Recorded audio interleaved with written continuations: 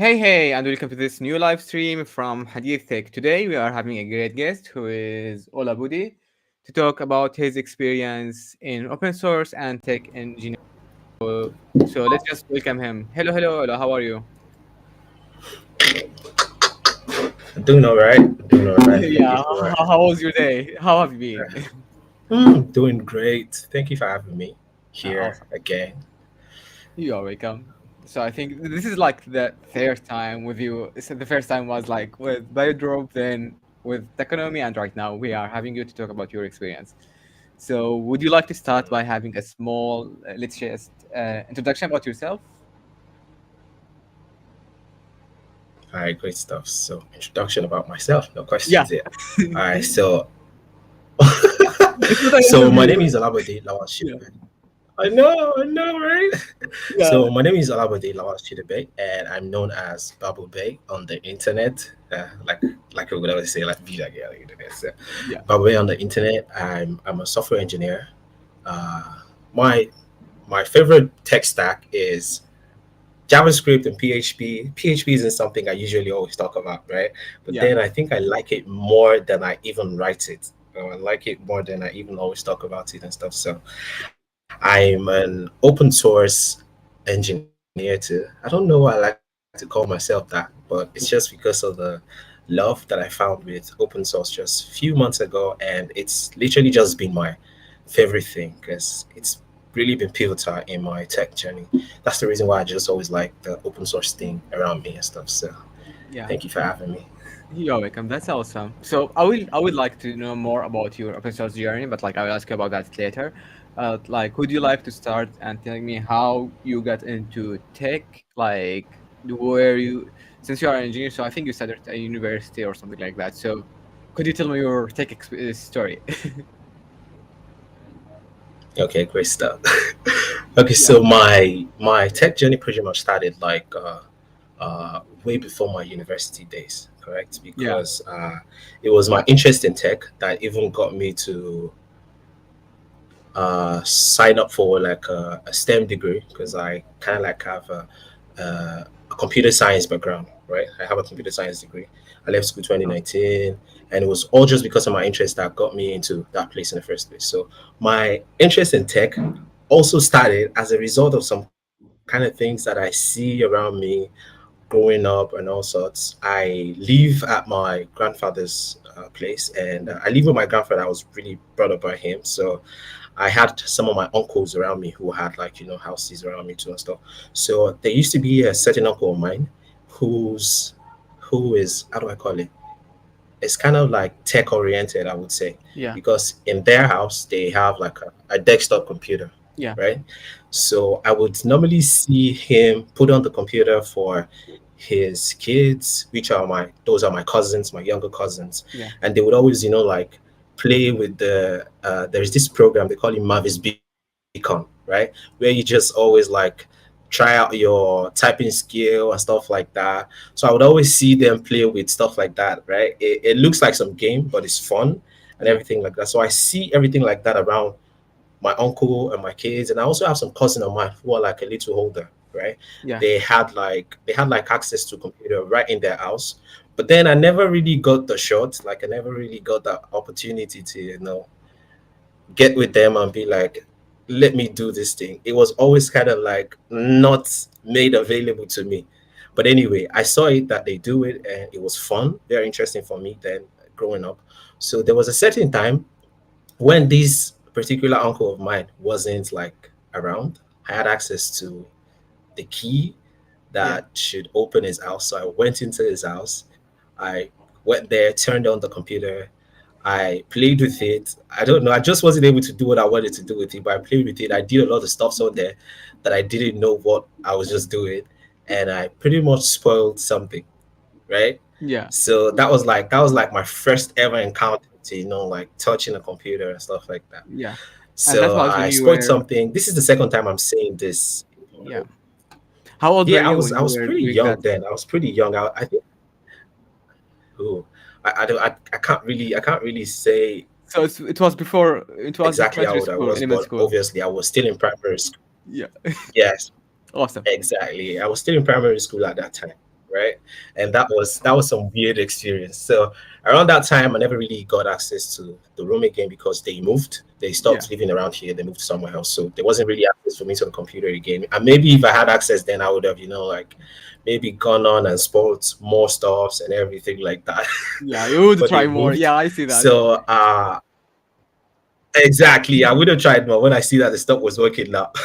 So Yeah. they moved, and after they moved, I pretty much had little to no access to a computer again. Like the only place where you had access to a computer was going to be at a cyber cafe or something like that. But I Yeah. was too young. There was no access for me to go into a cyber cafe because you'd have to pay. But anyway, not too long after then, for years later, I got into secondary school, right? Yeah. So after those times, I picked interest again in anything that has to do with a computer again. Because after a long while that I never had access to it, I got access to it again, but not exactly from the house. This time it will now be it's now like at the cyber cafe because I had some of my neighbors that lives in the house here too. Yeah. They actually attend a private secondary school, Yeah. and they would normally give them, like assignments to go browse the internet to get access to some things that they need to submit for school and stuff like that. So Yeah. when these guys are going to the cyber cafe, I would always, like follow with them and stuff like that. So I see these guys play around the internet. They do all sort of stuffs, like they use this platforms called, like, I think Yahoo Messenger, where they, like connect with other people that they necessarily don't know about, Yeah. All that they kind of necessarily do not AOL. know. So Yeah. around that time, it was exactly, exactly. You could say that. So around that time, I pretty much got access to the cyber cafe too. I started paying little dime I have to, like get, because you would go to the cyber cafe, you'd pay cash to buy a certain slip that gives you access to the computer for a certain amount of time, Yeah. maybe it's 30 minutes, 1 hour or so. So around that time, I created an email for myself, which was something I really enjoyed then. My email was, I think, Babalola for real 45 at yahoo.com. Those kind of times that all these things were very, very flashy, right? Yeah. So I pretty much enjoyed the whole experience then. So that was like the around the time I also, like got access to, like using a computer and everything like that. So all of those times then, they just gave me interest. They just gave me things that piqued my interest. We would always use Facebook. We would always use, like Yahoo Messenger Yeah. to connect with people you don't know. And from those times, I got somewhat curious, like, how do these guys, how are these things possible? Yeah. Who are the people creating this kind of things? How are they making it possible for me to just, like create something and that connects like multiple people together, and like they share connection and all sort of stuff like that. I was very curious, right? Yeah. But I just wasn't, I guess I wasn't curious enough to, like start learning then, right? Yeah. So that I was think it around might. that time again. Yeah. I So the think other, it might be what's up? related like to not just Go curiosity, on. but like at that time it might be related to the people around you. If you see someone who will do that, you might have something like they would be able to teach you, so it would be much easier for you to go there. Exactly, exactly. That makes sense too. That makes sense. Because in all honesty, so I would assume that around that time, I just had like consumers around me. I never Yeah. really had people who are like, like creators. So if I had access to creators, maybe that would have been the case. Well, anyway. Yeah, that would be a different story then. So I was just curious. Yeah.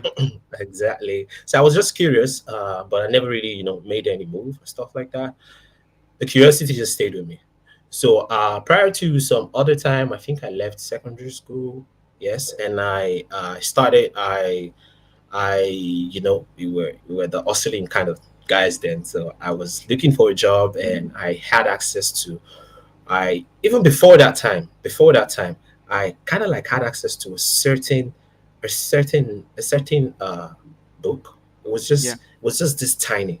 The book isn't big. It was just this tiny. I had access to it, and I had the opportunity to read it. And the book kind of like read how to create a website, right? Yeah. And this Also. was, I think, around 2000. I think I can still remember. This was around like 2008, 2009. Yeah, Yeah. I had access to that book. I just pretty much read it around that time, but I never really, did anything with it. I kept the book, and the book wasn't mine. It belongs to one of my older cousins, and these are my Yeah. older cousins that I told you then that they had access to, like a computer too. but then I wasn't privy to like do anything with that computer because it was theirs, and I was too young to like get close to them and say, let me punch the keyboard too and stuff like that. So Yeah. this my cousin had that book, and they just had it somewhere within the house. So I pretty much picked up that book because I see they were not doing anything with it. I read it. I didn't do anything with it. I think that book taught Microsoft front page. Yeah. Yes, Microsoft front page was what that book taught. And it also taught a certain platform. They call the platform webs.com. So webs.com was like a Wix kind of Yeah. platform then, right? Wix, you'd create a website on there and you'd have like the And you have subdomain drag kind of and drop. thing. Yeah. So that was what the content of the book is. So I had just kept that. Yeah. Exactly. I just kept that book that time. I never really done it. I never really did anything with it. So until after I left secondary school and I looked for a job, I got a job to work as a computer operator in a business center that looks like like a cyber cafe, Yeah. right? That's more like a cyber cafe. So we run the operation of a cyber cafe there too. We do all sort of things like creating, like typing, setting. People come to the business center, you type stuff for them, you print it for them, all those kind Yeah. of, I don't know what it's basically just a business center. You come for typing, printing, your document, photocopy, and all sort of Mm. things like that. It's like Right office in there, center right you now. also get access to the Yeah. internet. You buy time to do all sort of things. Okay, maybe Y- that's what you'll call it, right? But we Yeah. just we just call it like a business center Yeah. or a cyber cafe. That's what we call those kind of things together here. Yeah. I get It that. just depends on what they do specifically. Yeah. So I had access to like work in this kind of place at the time, and I even kind of like skipped that. There was a certain time when I was in secondary school, I attended a computer school, Yeah. right? And the computer school was this computer school that was kind of like hosted by this Muslim Student Association of the country, Muslim Student Association of Nigeria. They held like this. They would always have like this. I think every 3 months they would always have this computer appreciation course where they teach you how to like use Microsoft Word, Microsoft Office packages. Yeah. They teach you how to use the internet, and they teach you how to use Corel Draw and stuff like that. So I attended that, and I think I got good at that time. So it was this skill I got there, which was like the Corel Draw skill and stuff that I sort of like had with me to Yeah. use at this place I got the job, this cyber cafe or this business center I got the job. So I started working in this place, and I worked for I think about 4 or 5 months. I never got paid. Yeah. I never got paid a dime, for salary, your work and stuff like that. But guess what? Everybody in the house, my grandma, who was the one I was mostly, who was the one who kind of like understood me then. My Yeah. grandpa didn't even understand. She didn't care that much. I think it was just my grandma then, because my grandpa we lost my grandpa in 2009. Yeah. Sorry for So that. 2011, 2012 was this time I was talking about. Yes. So it was just my grandma and some other people in the house. They knew I worked in this space and they don't pay salary. But then my grandma understood. I said she shouldn't worry. I'm going to get paid.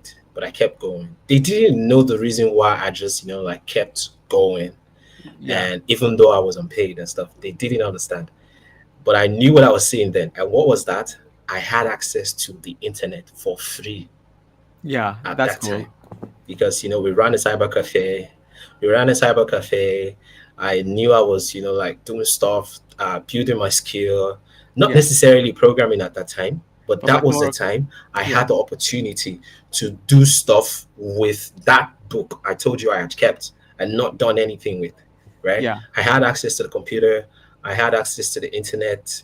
I was just binging whatever it is that I was gonna binge with that book. So I was just, like scaling up. Like I said, not necessarily programming because I wasn't really exposed to that at the time. Yeah. I was just really enjoying the work there until I just, like left. And the reason why I left was because it just got to that point where it was kind of like tiring. There wasn't really enough money to, like to transport myself to work. Yeah. Sometimes I would literally walk, and this is like I think about an hour and 30 minutes walk. I mean, there is this place they call it Apapa. That's Yeah. the place. That's the location. It's kind of like too far from the house, but I would walk to the office. If we make some little bit of money, I would just like take a little bit of cash, come back Yeah. home with it. And this wasn't even only me not getting paid. I had like two other guys that was working with me at the place, and we were all just not getting paid together. But I was still the one who stuck around even after the others had left.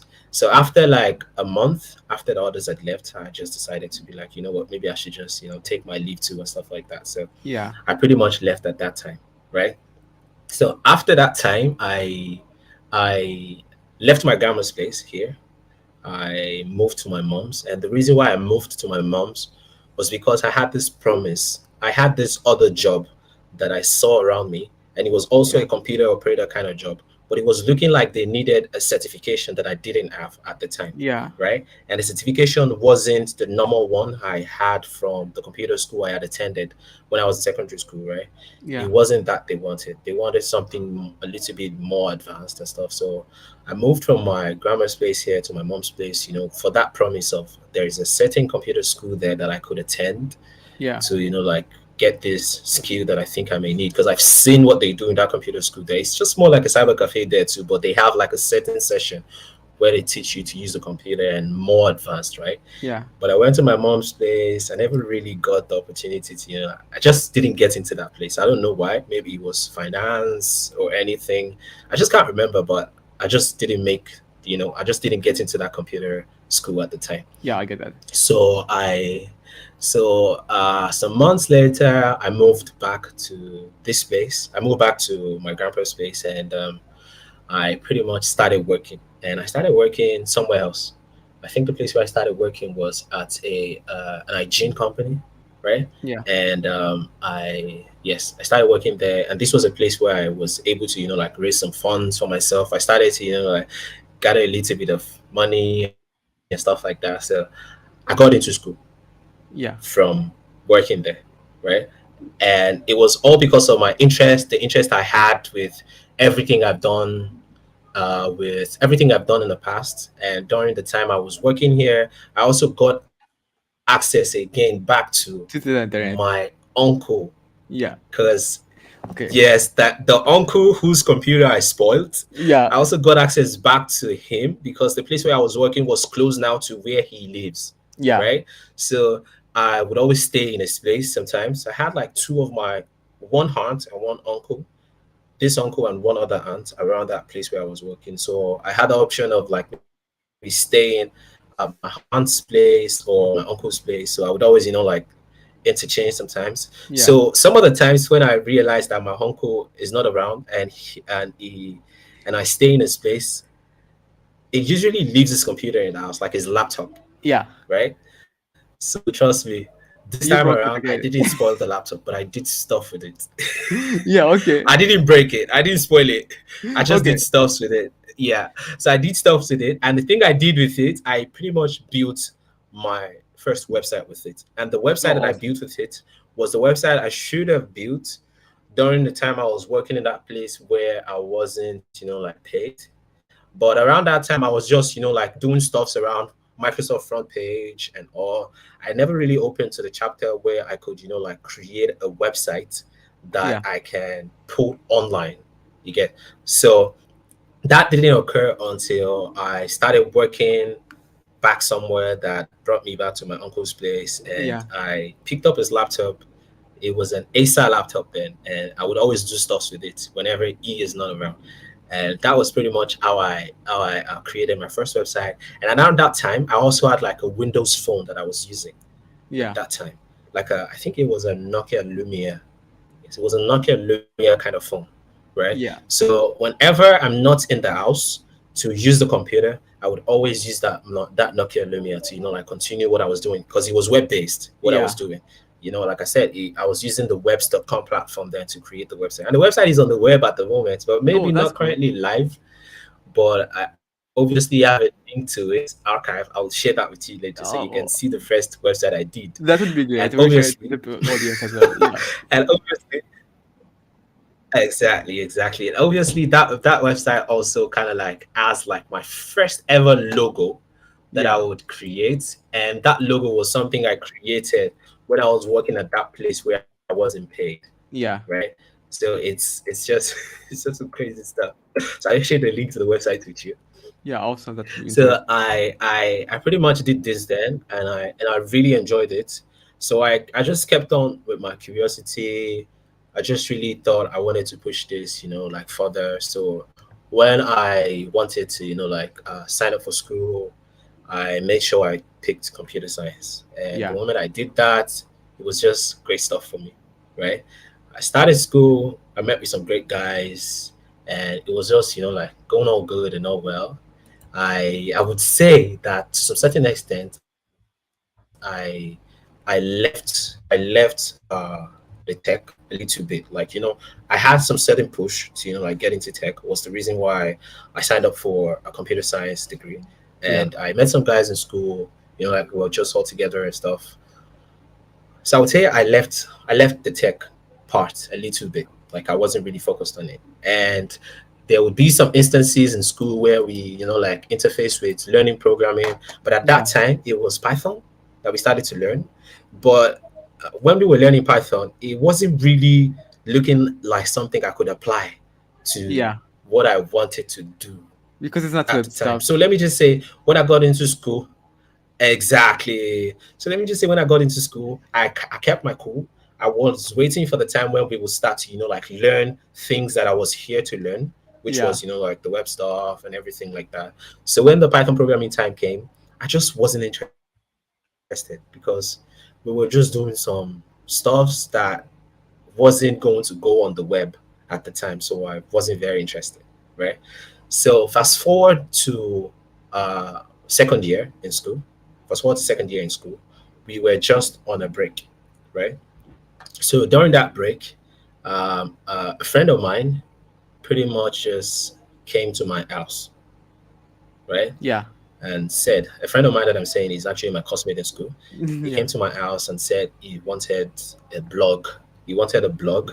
He wanted me to, like create a blog for him and stuff like that. And this friend of mine actually attended like a real time, a real time tech school, a real time, what do you call it?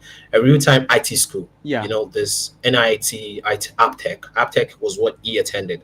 So AppTech is like a very big IT school in Nigeria here, just like NIT and the likes. So he said he wanted me to help him create like a blog, like a website and stuff like that.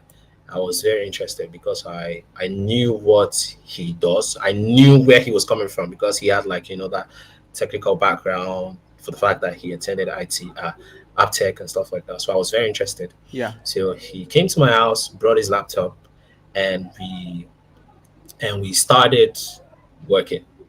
yeah. That's What cool. was it that we did? I, I I had no idea what to do Yeah, at that time, right? But we just did Google searches, right? We just did Google search. We Google searched a lot of stuff, yeah. right? That's a way that you And we came learn. across WordPress. Exactly. So we came across WordPress and we bought a WordPress theme, Yeah, right? So we bought a WordPress theme, and after we bought a WordPress theme, I pretty much just read the documentation, set up the WordPress theme. I created a logo that was looking like the logo, the demo logo of that WordPress theme, yeah, but to fit his own brand, which was, I think at the time, it was the U Cloud. That yeah. was the name of the blog that we created. TheUcloud.com. I don't think it's still in existence at the moment because he sold it at some point. Oh, that's I cool. don't know what just became of it later. Yeah, I see. Yeah, so we create so we created that, and it was looking nice. So that was like the first ever website I would create for someone that Yeah, was looking nice and would like go out there in the public, and I really liked it. So I would assume it to like be a nurtured something. Reason why I said it's a nurtured something is because you pretty much just used WordPress, you yeah. read the documentation. We bought a Bluehost. We bought a hosting from Bluehost, and we just put a lot of stuff together, and we just like It was stood working. Yeah, a yeah, website. So it created this. Yeah, it was working. It was working fine, beautifully, by the way. So we created this, and it was like fun at the time. So Fast forward some weeks later, he started, like running the blog and everything. Then he had a friend of his who attended the same app tech with him, Yeah. but maybe that friend of his went a little bit advanced. He didn't go a little bit advanced. He just did some few months course, but his friend actually went like way far. Like a career course was what his friend did. His friend kind of like saw that website and liked it Yeah. and asked who did it, and I was connected to the friend of his, and I pretty much got my first job with Okay. his friend. Awesome. So it was like So first his friend at the job in time, tech. yes, yeah, that was like Yeah. my first job in tech. Yeah. That's So awesome. that was Okay. like my first job in tech. Exactly. So that was like my first job in tech. So his friend kind of like ran an IT consulting firm. I think it was Yeah. Mofo Tech at the time, right? So I got a part time job with his friend because I was obviously in school at the time.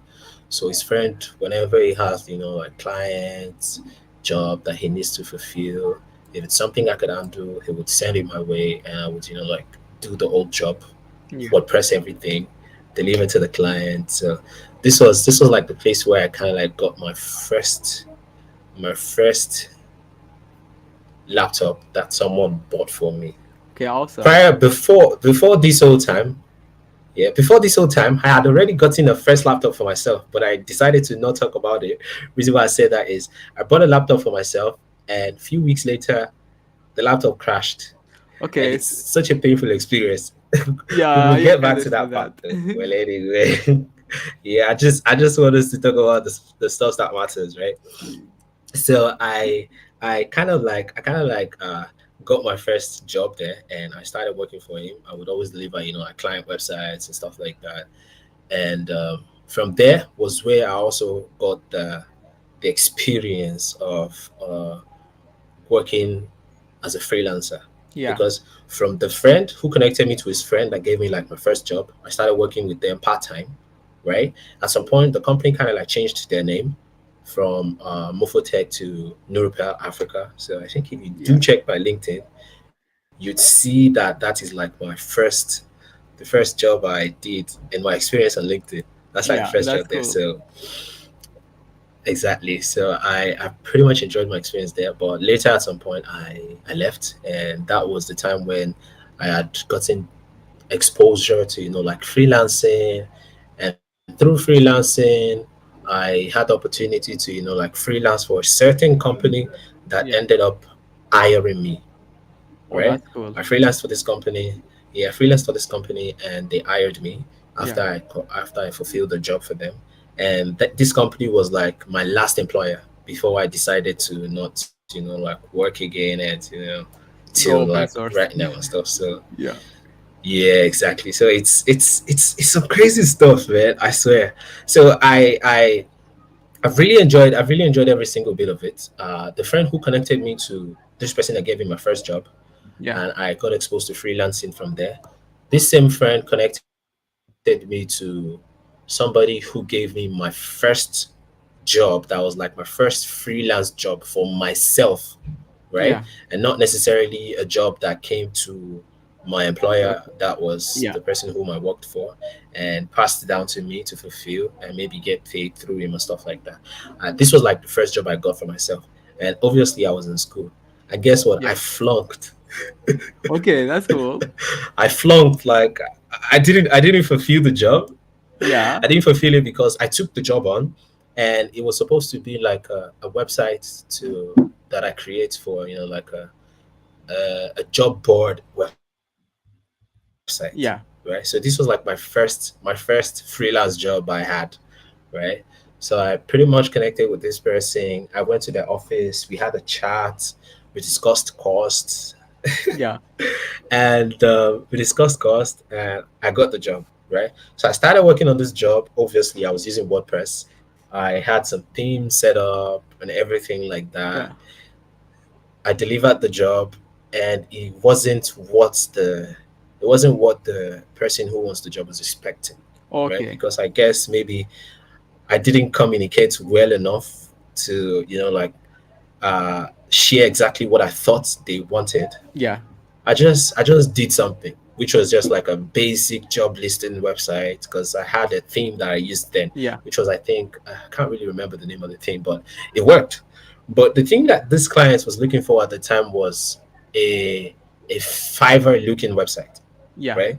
Where like freelancers comes, connects with people who lists jobs, people who wants to hire people comes there, and like you can also accept payments on the website and stuff. So this whole stuff was looking very complicated to me. But anyway, I took on the new requirements. I got access to another theme, right, which I set up, and it was just looking exactly also not the way that the person wanted it. I was Yeah. just all confused, right? So I delivered it. The person liked it a little bit, but there was some extra requirements again.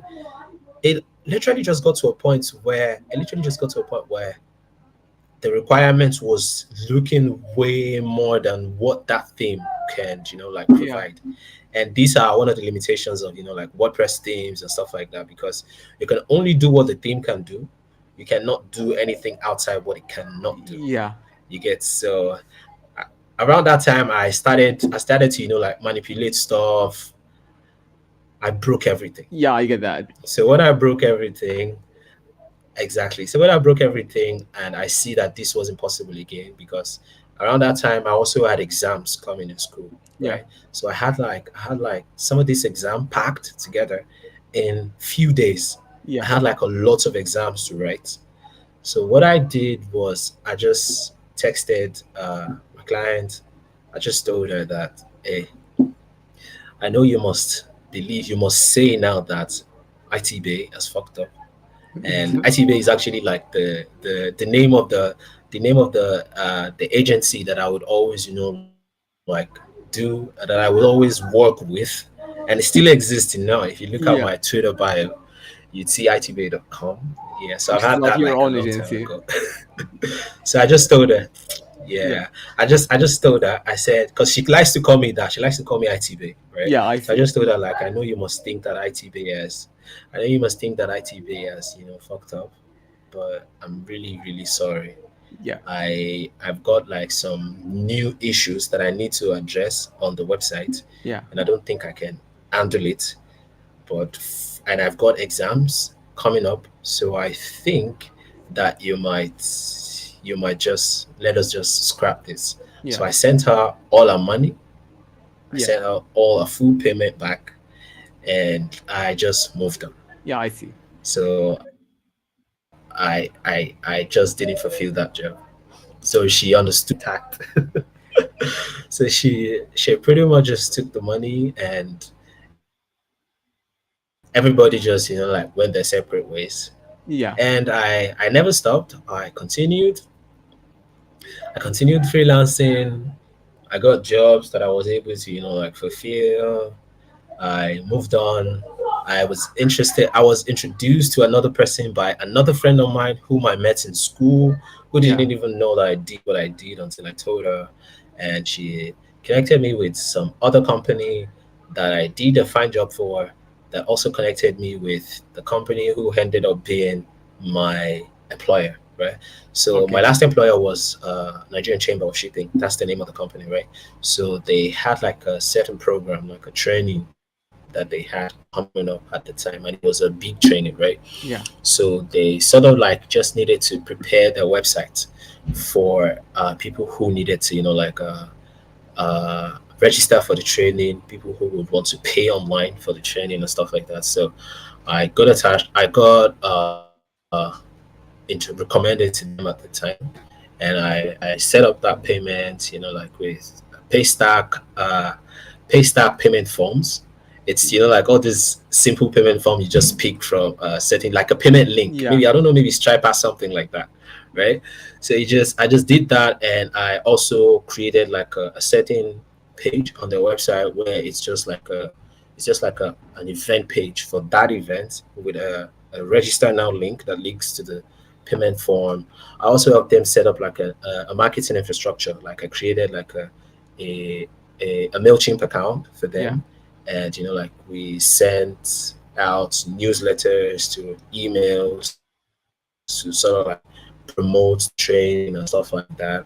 So all of that stuff that I did then with them, it pretty much brought like a very good return on investment for them because they had Yeah. like a lot of people attend the training, and it was just good, right?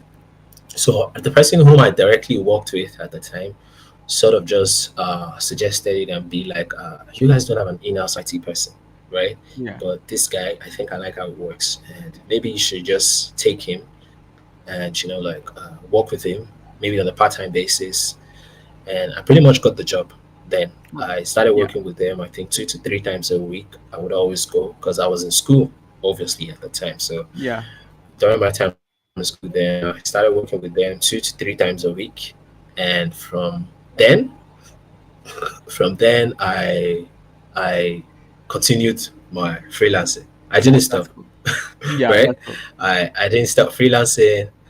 Yeah, I didn't start freelancing until later. I finished school, right? And I graduated. I took on the job full time. I Yeah. even after I graduated, I still had the job like on a part time basis too. So I would always go from the house, chill, sometime in a week, not go to anywhere, Yeah. and and later they said to like take me on full time. Like they wouldn't be able to like fulfill this. They don't really enjoy this part time thingy again because they had like a change in management, and new management wanted all hands on deck. Yeah. So I pretty much took on the role full time then. So I continued freelancing. It was around that time that while I started, like doing my freelancing and stuff, I started to get all this kind of job whose requirements were way more than just WordPress, right? Yeah. And this was the time where I got exposed to the PHP community properly, right? That's the Yeah. reason why I said I like PHP, right? Okay, that So makes sense. imagine that I got a job to exactly. Imagine when I got like some job that are kind of like looking like things I could not fulfill with just WordPress itself. Yeah. I would always do a Google search and be like, I want something done and I want a PHP script for that thing. Yeah. So you would get a PHP script that is already written. You take it, you modify it, change the UI, right, and then deliver. That gets the job Yeah. done, right? So that was like the way I got exposed to like the PHP ecosystem, see how stuffs work and everything like that. But the one truth that never really is the thing I usually always say around that time is that everything I would always do then, there was never a certain time that I sat down to learn from after that time I had the book to create my first Yeah. website with. I never did any course online. I never did anything to learn anything.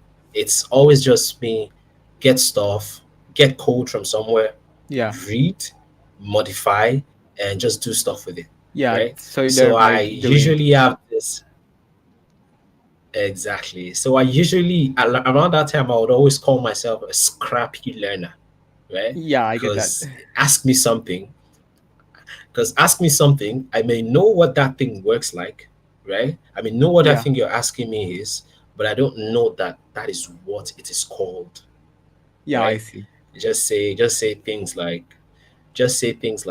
concatenate.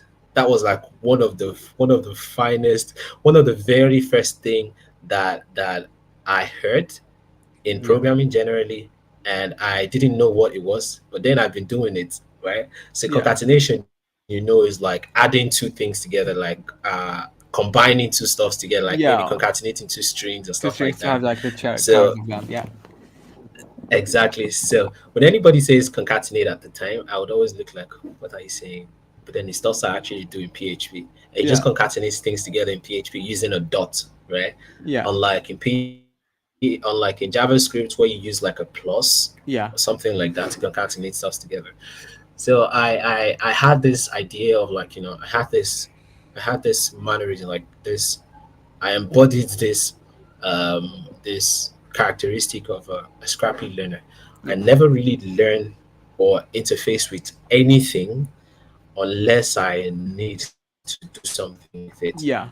right? And I don't know, maybe that was helpful. I don't know, maybe it is not, but it just kept on going that way, and it got to a certain point where I had to get a JavaScript course Yeah. to sort of like help me. And the reason why I got that JavaScript course at that time was because I needed something done, right? But I couldn't get that stuff done because I just couldn't get the code online, or let me say, I didn't understand the code online to like do it. Yeah. So I came across this YouTube channel. It's called the Net Ninja, right?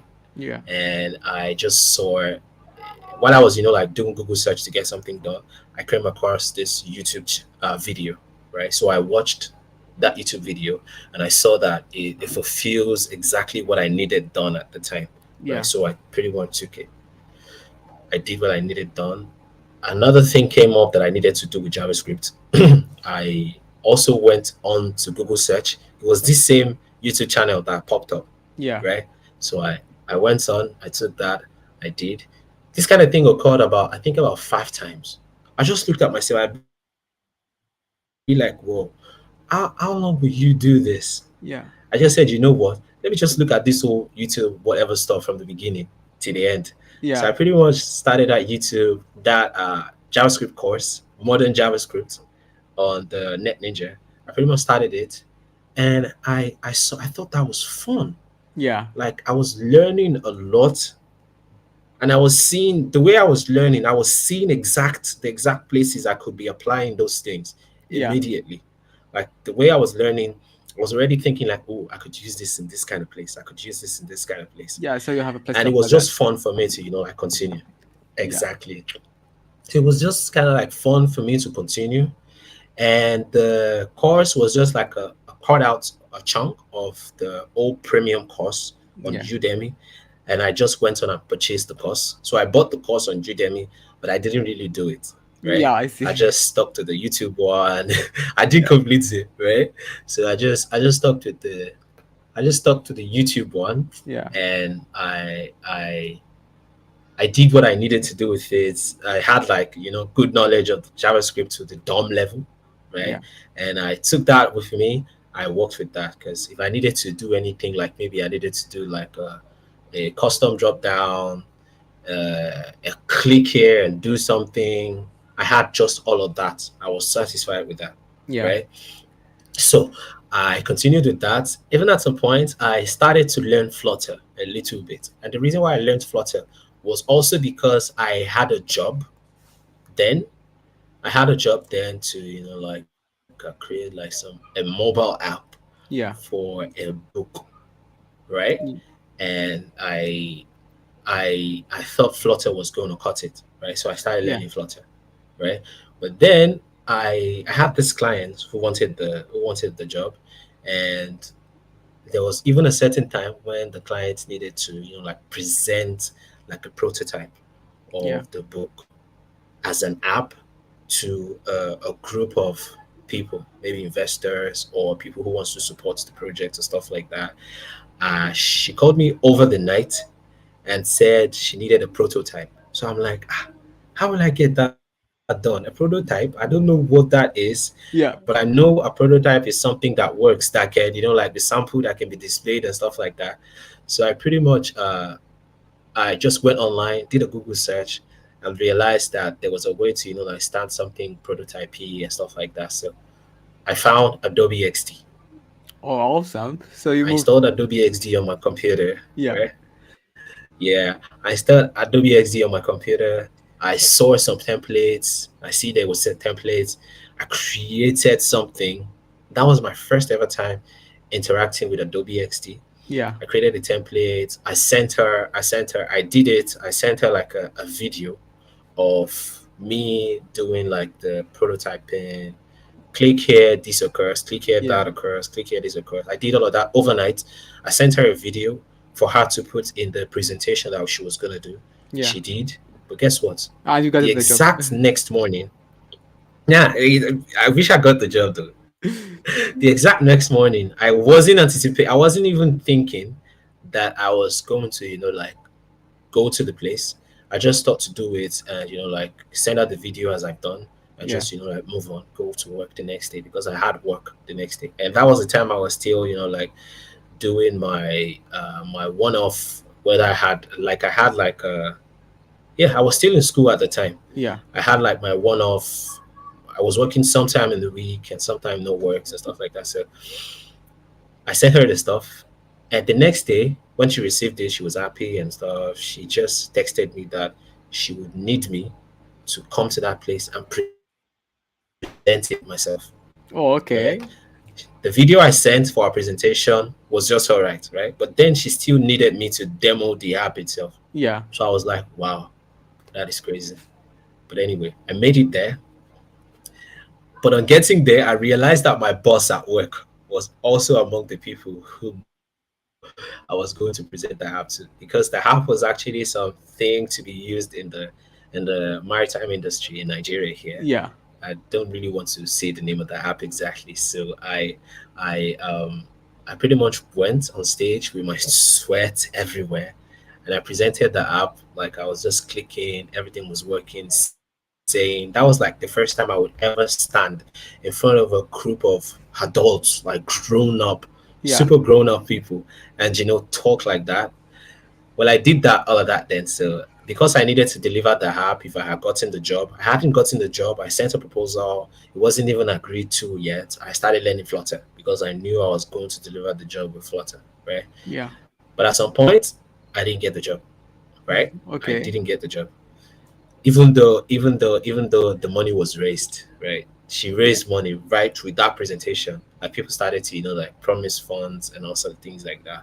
That wasn't even really my concern. So I Yeah. started learning Flutter anyway. But it turns out I didn't get the job, and guess what happened? I stopped learning Flutter. I didn't Okay. proceed. So you did move So forward with that. so I yeah, so I didn't like that. I didn't like the fact that I started learning something only because I wanted to use it for something, Yeah. right? And the moment I wasn't going to use it again for that thing, I stopped learning it.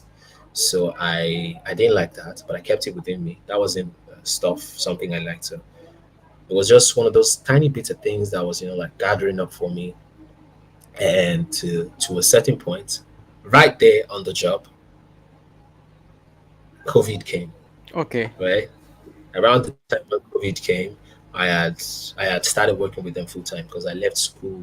I graduated school 2019, and around that time, just few months after that time, I think around 2019 December, or maybe after COVID. Yes, exactly after COVID. Yeah. Exactly after COVID was when I was forced to take on the job full time because we had a change in management and everybody hands needs to be on deck and stuff. So that was around the time I took on the job full time. So Yeah. around COVID, I I started learning React because Oh, there that's was cool. access to, yeah, yeah, I started learning React because I had access to this plural site, free April.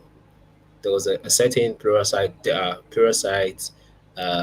promo that happened around that time. It was plural site April free. Yeah. Like you'd always have the whole month of April for free, right? Yeah. So I got access to plural site there, and I started learning React. But trust me, it was no fun at all. Why? Because it was the stateful components that has to do with classes and also the things like that. Y- It was not fun. So, Yeah, I know that. so I, Especially if you are learning by yourself without like having a goal. exactly. So I started learning that. It was no fun. So I didn't continue at all. Yeah. I just left it. And the reason why that wasn't easy because I hadn't gotten to that point in my JavaScript journey that I said I paused, that I didn't continue. When I Yeah. got to DOM level, I hadn't gotten to, like the object oriented JavaScript part that was going to give me, like the prerequisites that I needed to have about, like classes and also the things before going to start the stateful React components and stuff. Yeah. So that was that was some crazy stuff. So I got exposed to React then, but I didn't continue. And I also had a job around that time, which I did. And the job that I had around that time was now related to that app job that I didn't get, right? Yeah. But this time, I just created a website for that book.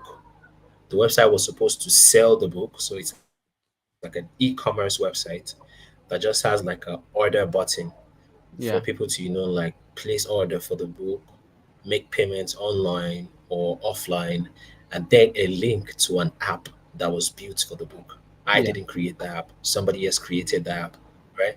And the app was just so low quality. You know, these platforms where you just go online and be like, convert my book into an app, and you upload the PDF of the book, and Yeah. something just generates for you. I just pick up the APK and put it in the Play Store, right?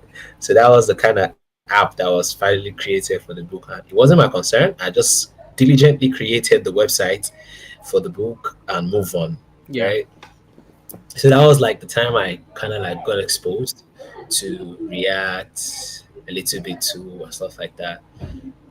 And something happened in that year 2020 after the lockdown. And the thing that happened was Paystack sold for $200 million. Yeah. Paystack was a payment platform, right? Yeah. That I had known from way back when I started, like to uh, play around tech and stuff like that. And Paystack wasn't looking as it was. Paystack just looks like Just a second. Where's my phone? Okay. I need to put it on silent before, but yeah. Yeah, sure. Sorry. Go ahead.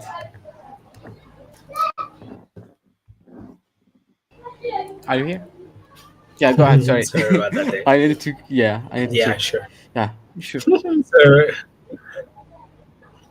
so like I said, Paystack at the time was when I knew it was looking not very cool. Yeah. And I saw the guys who created it.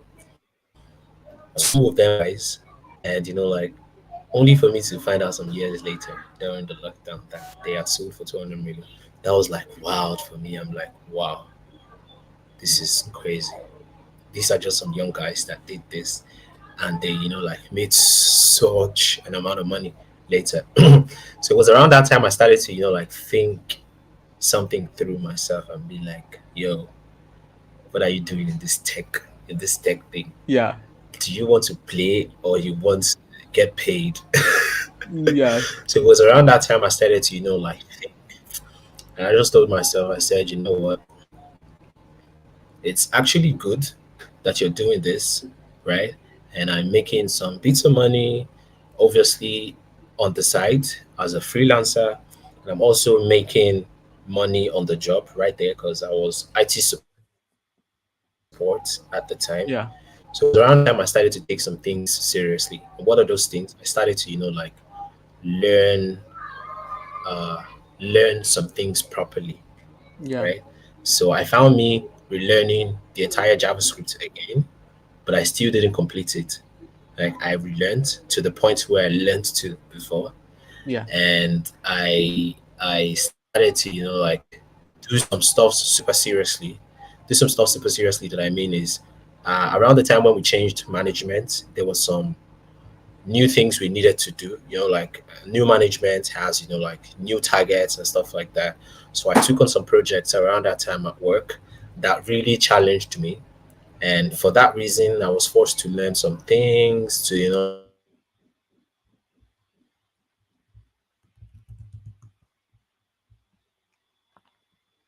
Hey, hey, did I lose you? Can you hear me? so I Yeah. created a website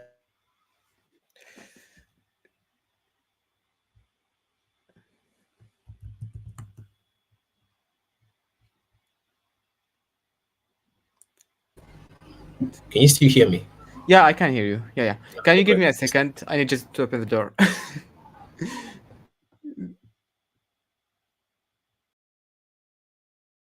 Can you hear me?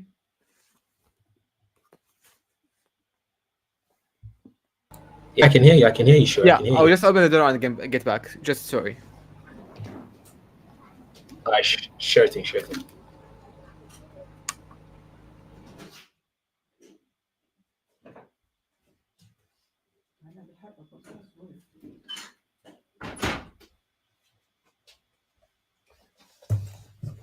Hey, hey, I am back. Hey, welcome That's back. things that you need to do when you are working at home. Exactly, that makes sense. Yeah, So, like I said, I had to I had to redevelop the company's website, yeah, and I added some feature. Even I wasn't asked for it, I just thought we could do it, and I pitched it as like the things we can like do to sort of like position ourselves in the new normal then, because it was yeah, after COVID, right? And there was the social distancing and all sort of stuff. So I sort of like took on that website development project to do some stuff that didn't really exist around the yeah, organization before, to sort of like add value to the company, because we were an NGO, right? yeah, We are a membership based organization in the Nigerian maritime industry. We had like, like other companies that are members of the companies to of the organization in order to enjoy some certain benefits and stuff like that. So I created like these features, and we also offer like training, like yeah, like capacity buildings and stuff like that around the maritime space, for courses that are related to everything around maritime, right? yeah, So we offer this to people, members, and anything like that. So I just thought about all of this and created some things around the website that just works, right? yeah, So one of the things I created, which I enjoyed, was I created like a a certificate verification system on the website, so to help us remove the stress of like issuing physical certificate, because the first training we had at that time after COVID, exactly the first training we had exactly after COVID, everybody attended virtually, right? yeah, But then we had to ship their certificates to them, right? So we had issues like people not getting their certificates. We had issue of people getting the certificates to them, but maybe it was in a bad shape, or I don't even really know. Like most people just saying they're not getting the certificates, and maybe the addressing was just wrong, or people not the one who received the certificates, and people who received it for them isn't really letting them have it or stuff like that. yeah, So it was just some difficult stuff, right? And we also had issues with people who attended from like far places, and we had to ship the certificates to them. I'm talking like people who attended from like different states, yeah, because the fact that we're doing the training virtually, it meant like more people can attend at in every part of the country, right? So because of this, when I embarked on the website development project, I created like that parts of the website that can help us generate certificates yeah, that are verifiable. So it means like these certificates that we generate for these users, they would actually be able to come to a certain section of the website, input the ID of the certificate, and then they'd see like a verification of it, like, oh, this person attended this certain course at this time, and they were issued the certificates on this, like that ideology of verifying the certificate online, and the ID of the certificates would be on the certificates and stuff. So that was kind of like verifiable. So that was like one of the features, and that stuff really did a lot more than I thought would even do. I just yeah, thought we should do it for fun. I just thought we should do it like like just to relieve off of the stress of sending out physical certificates and stuff like that. But yeah, that did a lot. One of the things it did is it recalled to some certain extent that uh people who were attending our course, our training, that were on LinkedIn, they were uploading these certificates on their LinkedIn, yeah, and with the ID of their certificates on there, that can lead people back to our website to like try to verify these certificates. So this yeah, stuff like led to increase in the traffic that we had on the website, and our bounce rates on the website. Like people would always come to the website, just visit one page. The bounce rates reduced like crazy. It Yeah. would always come people who would come to the website and go to other pages, read some parts of the website. In fact, sign up for more trainings Yeah, that's because cool. I Yeah. also created a feature. I also created a certain feature on the website where you can actually like sign up right there and there for training without going Yeah. anywhere else. You don't get linked to anywhere else and stuff like that. So one of the things I also kind of like created on the website was I created this this directory where we can showcase our members, Yeah. a profile of them, links to their website, their social media pages, and things like that. I also created like this area on the website where we can have like every week we can feature a certain member that gets displayed on the front face of the website. Yeah. So it was just like a bunch of stuff that I did then.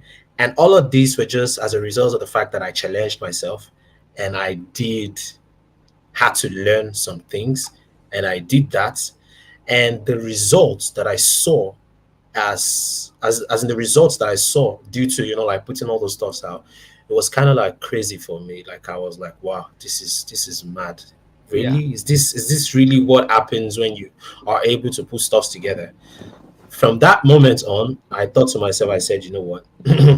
Maybe I should focus on learning even more because I learned way more than I was learning before, and I was able to do stuff like this. Yeah. Maybe if I focus on learning even more, I'll be able to do even more and more stuff, right? So that was one of those stuffs that also added to me saying, I think I just need to leave my work, right?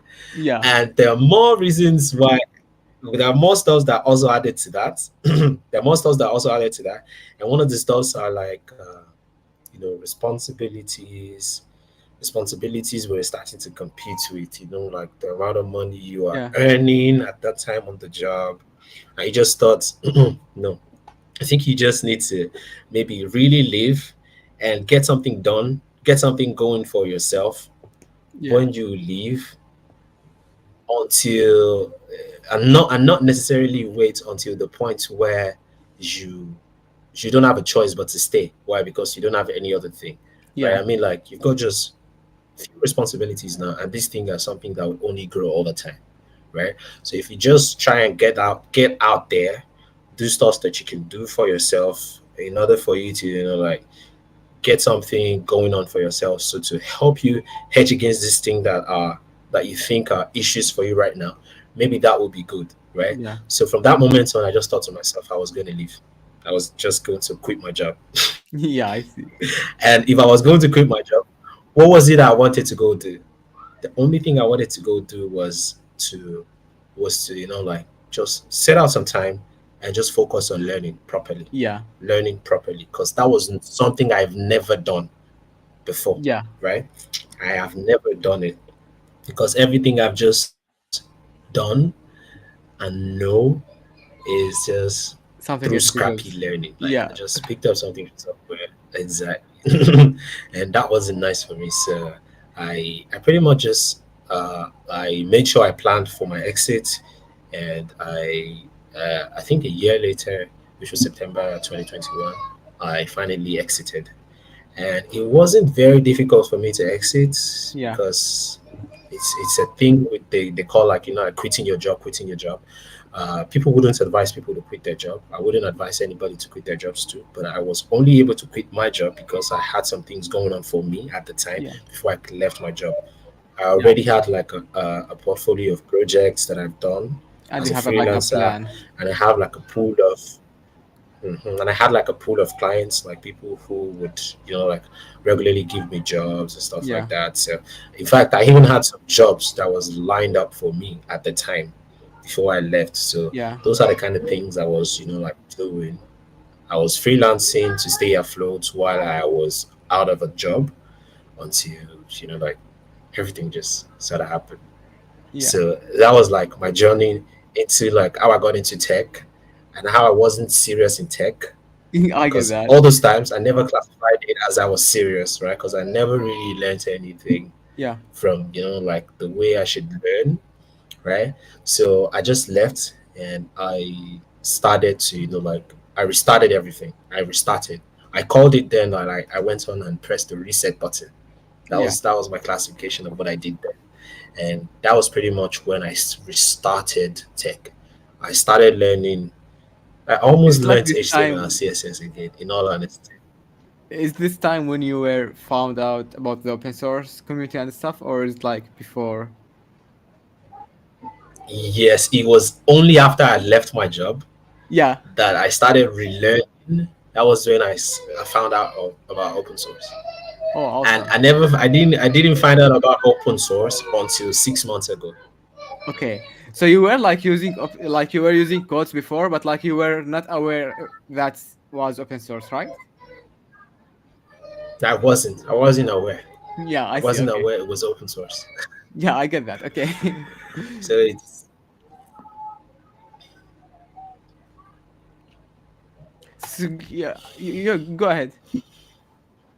okay. So like I said, I just pretty much restarted my coding journey after then, and that was the time where I started to almost learn HTML and CSS again because, but not necessarily HTML and CSS. I was already fine with HTML and fine with CSS, but I had to learn some things I never knew about at all Yeah. in CSS, which was CSS Grid and CSS Flexbox. I had to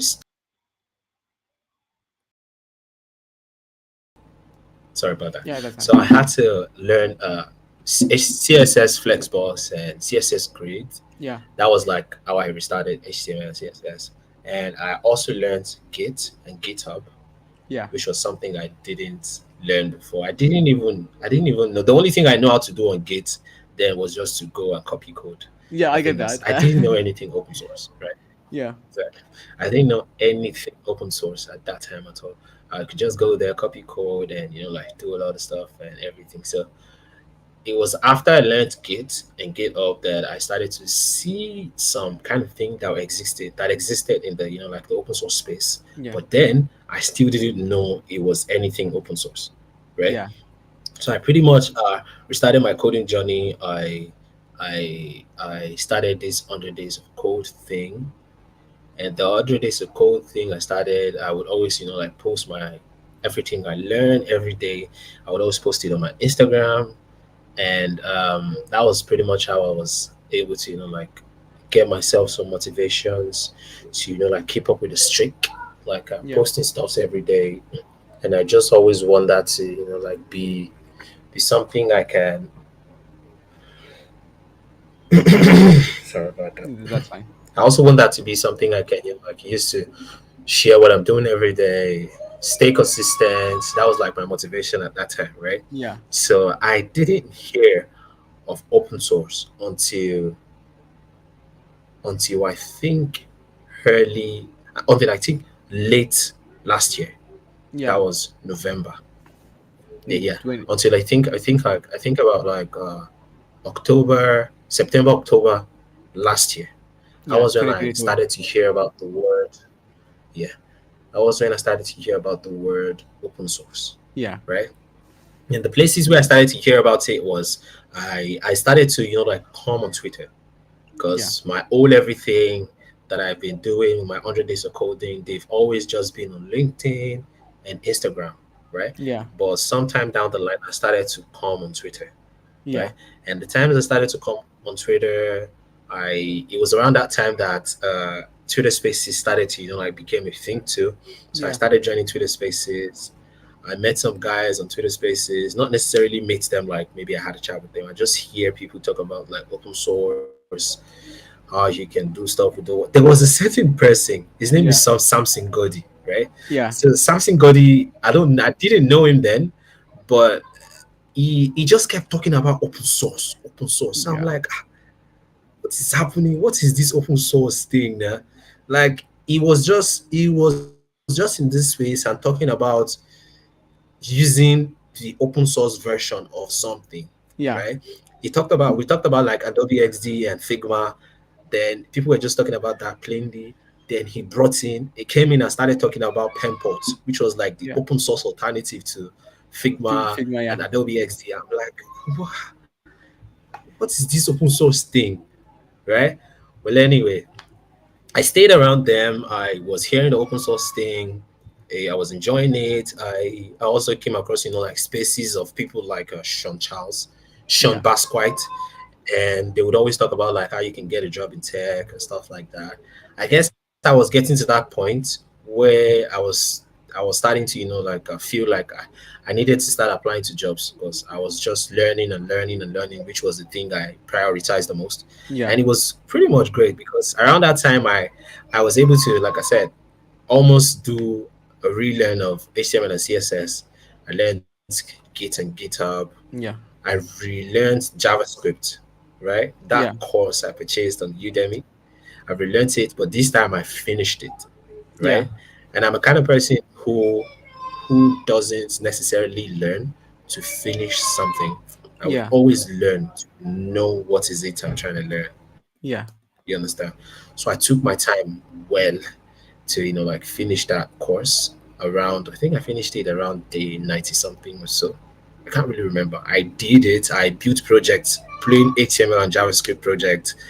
I really enjoyed it. No games, not games. I didn't build games. Yeah. I don't think I had that idea of such complications, but I built projects and I really enjoyed it. It was getting to that point. I also learned React. I built projects with React, and it was stuff I enjoyed. I Yeah. learned Tailwind. So around that time when I had done all of those were those times I thought maybe I needed to start applying for jobs. And those were the times I came to Twitter and I saw what guys were doing there with Yeah. spaces. I joined spaces. I started hearing about open source and I wouldn't say I got interested when I was hearing about it. I just thought the guys that were talking about open source, I just thought they were going on a ramble. Like, they were just ranting. Like, Yeah. if open source, what's up now? You So guys should you just did chill, understand man. that. Yeah, I get that. Exactly. So I'll just be like, you guys should just chill, man. Yeah. So until sometime December, no, not December, November, right? November 2022, I attended my first tech event, right? Yeah. So at this tech event was where I met Samson. We never really had a chat. I Y- just went close to him. I took a sticker and still no open source talk. Like he didn't chat with anybody about open source. Yeah. We didn't there wasn't really a session that talks about open source at that Dev Fest because that the event was Dev Fest Lagos. That was like my first tech event. Yeah. There wasn't really any talk about open source or anything. I just attended the event. I met some few people.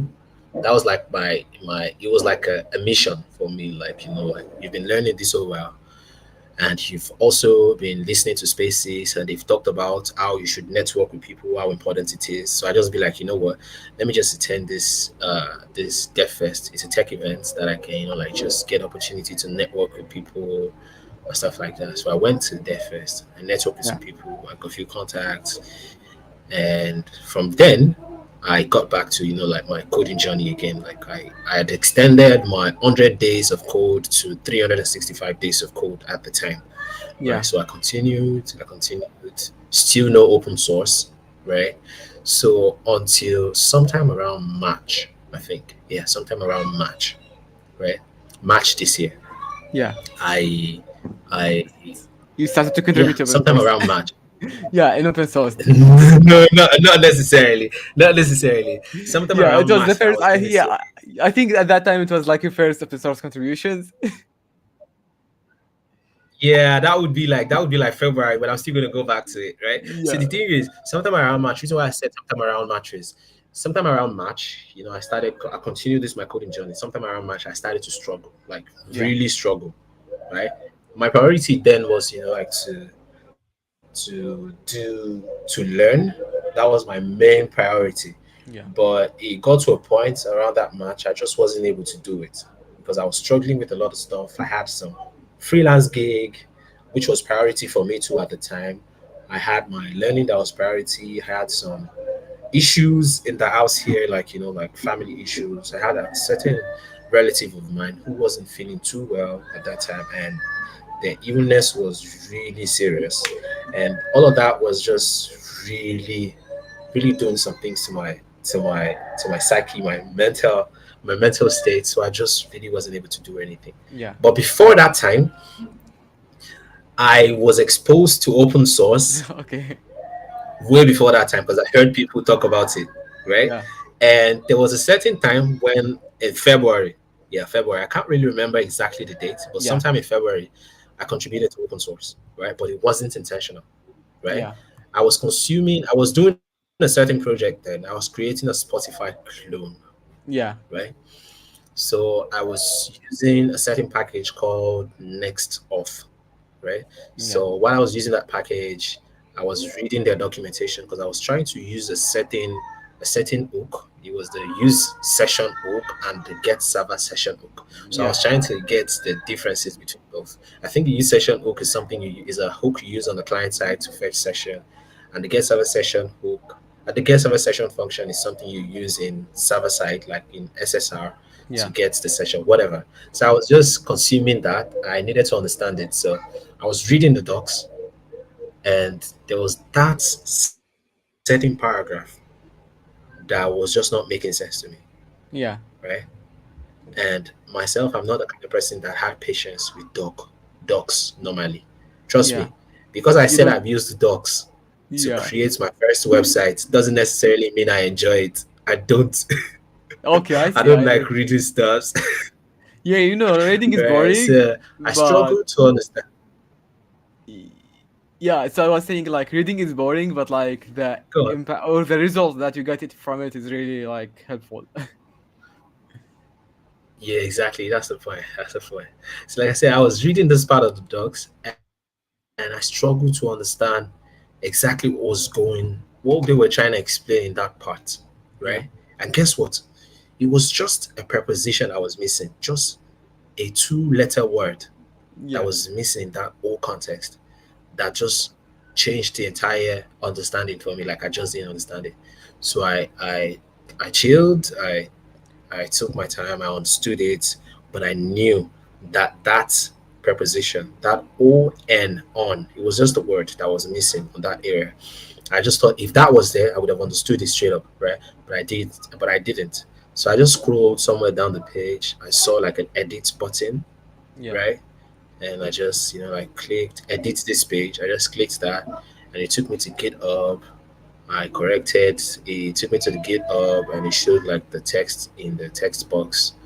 I pretty much put the text there, and I submitted. And I saw that that was a pull request, Yeah. right? But trust me, I didn't know what a pull request really was, I see. So you right? just like did that, but like you don't know But what I it is. saw it was a pull request. Yeah. Yes, exactly. But I saw it was a pull request. I didn't know it was exactly what it is. So after that time, I think it was like 2 days later, maybe it was exactly after that time I did that. I listened to a certain space where I learned exactly what pull request is, what an issue is, what different kind of stuff. Like I just joined the space and I'd be like, oh, so I just created my own first pull request yesterday. That's great stuff. I just created my first pull request. Oh, that's great Yeah. stuff.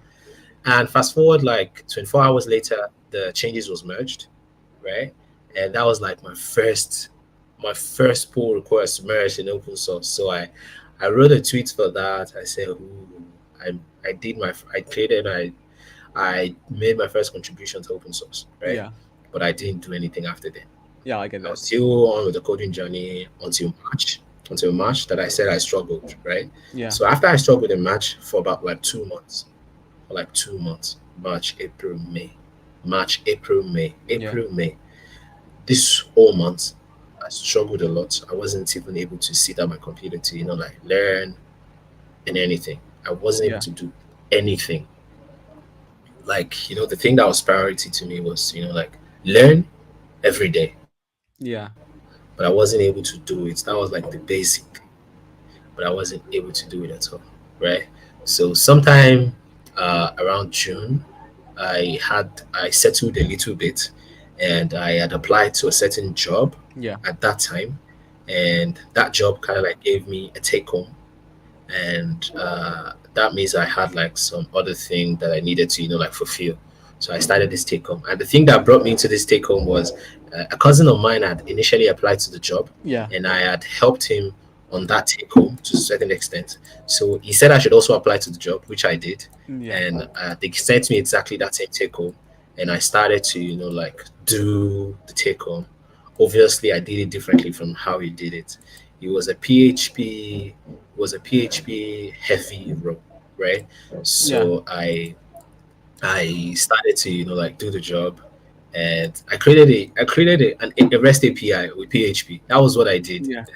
His was different from that, but I did mine because I was really hungry to write React, Yeah. right?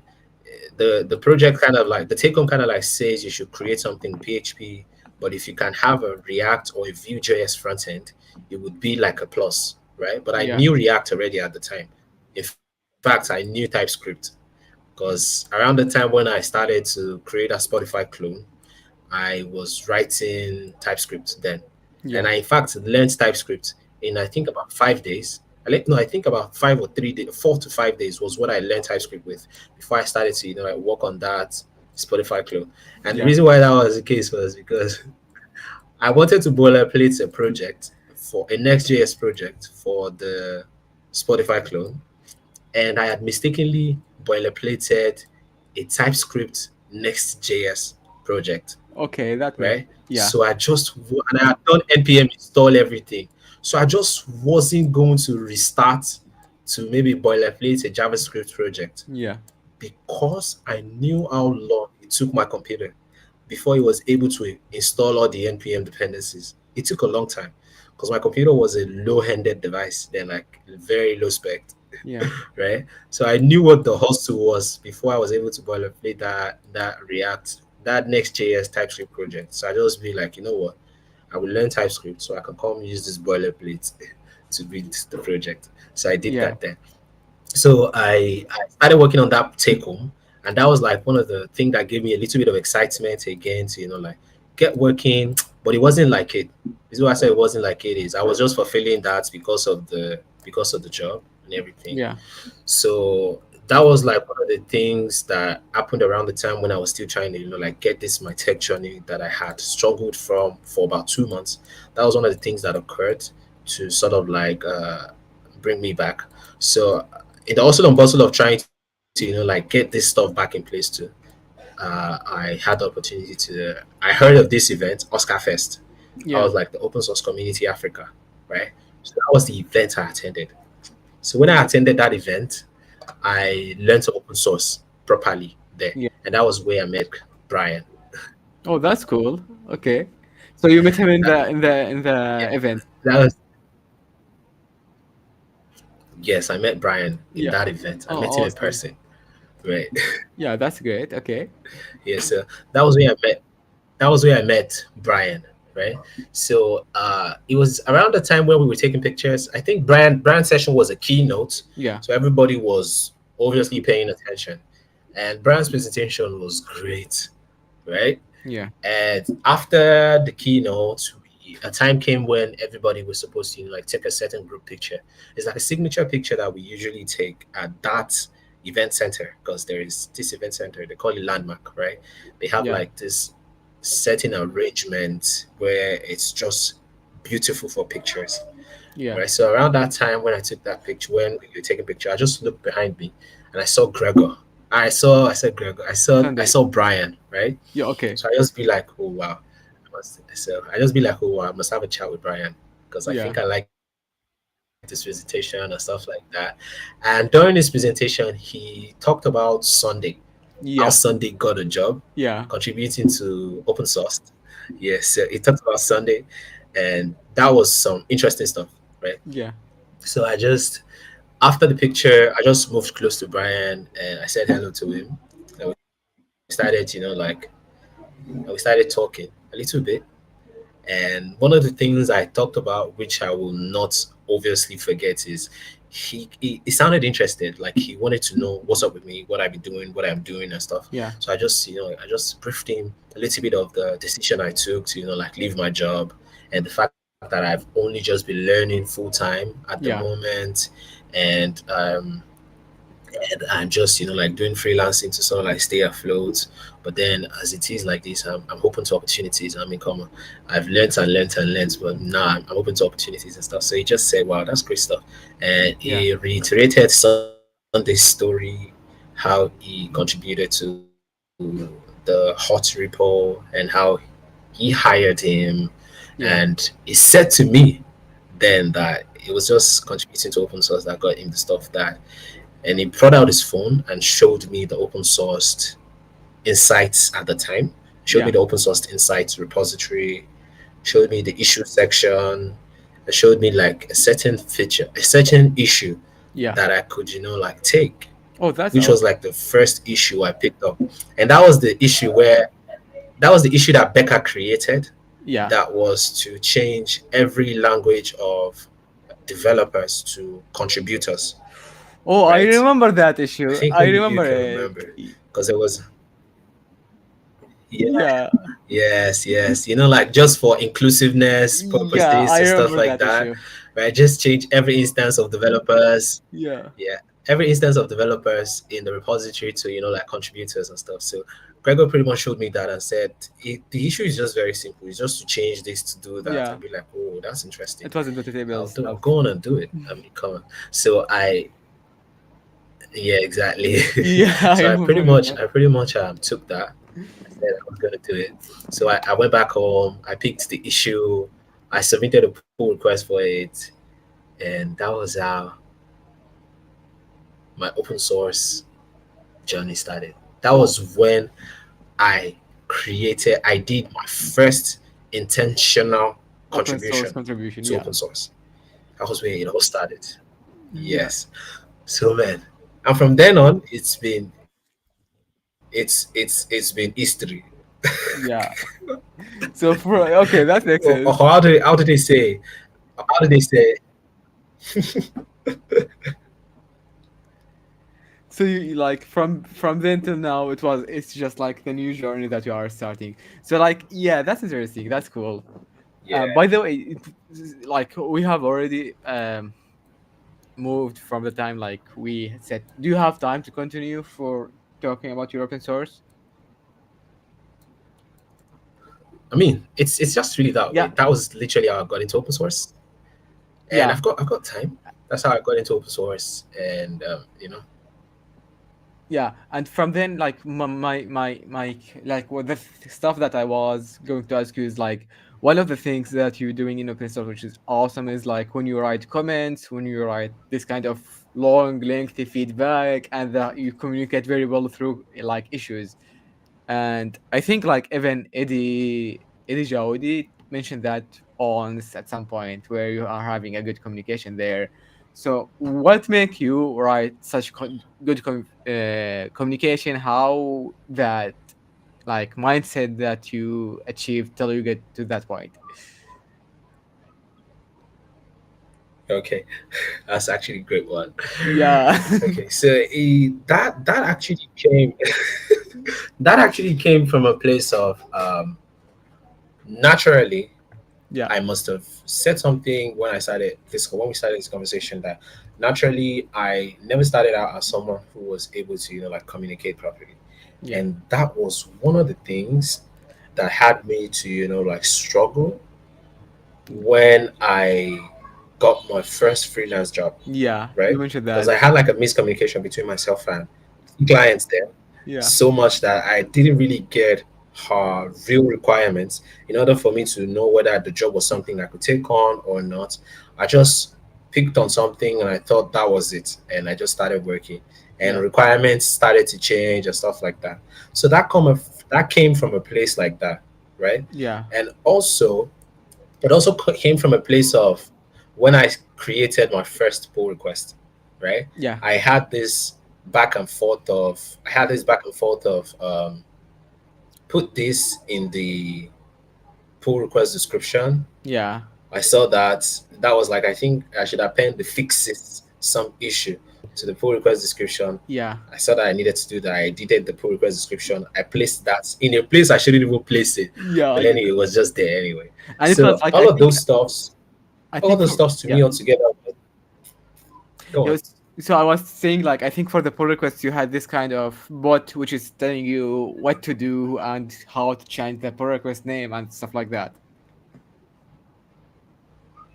Yeah, exactly, exactly. So I think it was even somebody that actually said, yeah, maybe it was you who said I should append the word fixes and the number of the pull request to the description of the pull request. The bot was just obviously there to say that too, but I Yeah. didn't take that seriously because I wasn't reading the bot's comments. I knew it was a bot, and what was Yes. it there for me to read? So you would ignore the Because when bot. I created Yeah. exactly, I ignored it. Yeah. So I had ignored that, and that was it. So the way that stuff actually came about for me, and the reason why I just thought I needed to, like, communicate and communicate well, it came from a place of, I know that in open source projects, right? If you're Yeah. creating a feature or you're patching a bug or anything, the PR templates is actually there to Yeah. retrieve something from you, like to take your thoughts on what you did, right? And I also perceived it to be something that is a case with you're trying to get your code merged into Yeah. a certain repository. The repository isn't yours, right? Yeah. You just want them to merge what you're saying, what you're trying to, like, propose. I think you are responsible, like it's your responsibility to sort of like convince them. And the Yeah. convincing them now doesn't necessarily have to be you telling them what is not. You submitted a code, Yeah. you submitted like a contribution that's code. I think it's just a responsibility to sort of like take them through, walk them through the changes that you made. I Yeah. think it's your responsibility to walk them through your thought process, the reason why you did what you did, and maybe stuff that you've tried, because you don't want a situation whereby you said you've done something and you are not stating the reason why you did it, and someone comes back and asks you, like, question and be like, why did you do this? Yeah. And then you start to explain. Yeah. So you'd Yeah, save I the don't I time don't there. like back and forth, because I Yeah. think back and forth kind of like takes, exactly. I think back and forth kind of like takes time, because if you even if you do explain all those thought processes and everything, you still get asked some questions in reviews, right? You will Yeah. still get all those, right? But if you still put that, it reduces the back and forth, Yeah. right? And you will have a better Because in asynchronous the end, anybody that communication. reviews your code, they just want to know. Exactly, exactly. And then the people who are reviewing your code, they just want to know. They Yeah. obviously maybe want to learn your thought process behind some stuff that you've done. They are not necessarily saying whether the thing is nice or not. And who knows, maybe these guys even want to give you like a little bit of tips that can obviously also help you improve the changes you've made and stuff like that. And I think it just makes sense, right? Yeah. So filling out those PR templates, even in the places where there are no PR templates, I think it makes sense. And it also sort of like help you back help you back what you're proposing to them. Yeah. Like, you propose something to them and you tell them why this was this way, how that was that way, and the reason why you've made every decisions you make. And you also give them like a sneak peek of the things you did in there before they even went in there, Yeah. right? I think it just makes sense. What I was avoiding in the pull requests descriptions for me, I'm always just avoiding the efforts of, like, back and forths. I don't want Yeah. that, right? Because I just want to do one thing and just focus on the next thing as it comes. No time. I Yeah. don't I don't like to always waste time, right? Yeah. I So get that's that. like in regards to pull request templates ones and stuff like that, right? But Yeah. then the other place where I think I sort of like always over communicate is in the places where I am trying to get help. Yeah. Uh When you are these are blocked, the I was places going to where ask I about that. communicate like my life. Yes, these are the places where I communicate like my life depends on it, Yeah. right? Because I'm not the kind of person that likes to take on something and never finish it, Yeah. right? I did that once, and that was for my first freelance job I got. I told And you I refunded the money, yeah. and I didn't finish the job. From that moment, I said that would never happen to me again, Yeah. right? So you learned it the So I hard don't way. want to be the kind of person who takes on something. Exactly. I don't Yeah. want to be the kind of person who takes on something not finish it, right? And Yeah. maybe just leave it halfway there. I don't want to be that kind of person. It's just not nice for me. I don't feel very comfortable being that kind of person. I don't want to be known as that kind of person, Yeah. right? So, and the other thing again is, I am not the kind of person that wouldn't know something but pretends as though they know it. Yeah. You will not find me in places like that. Yeah. You will not see me as that kind of person. If I do not know something, I will let you know I don't know it.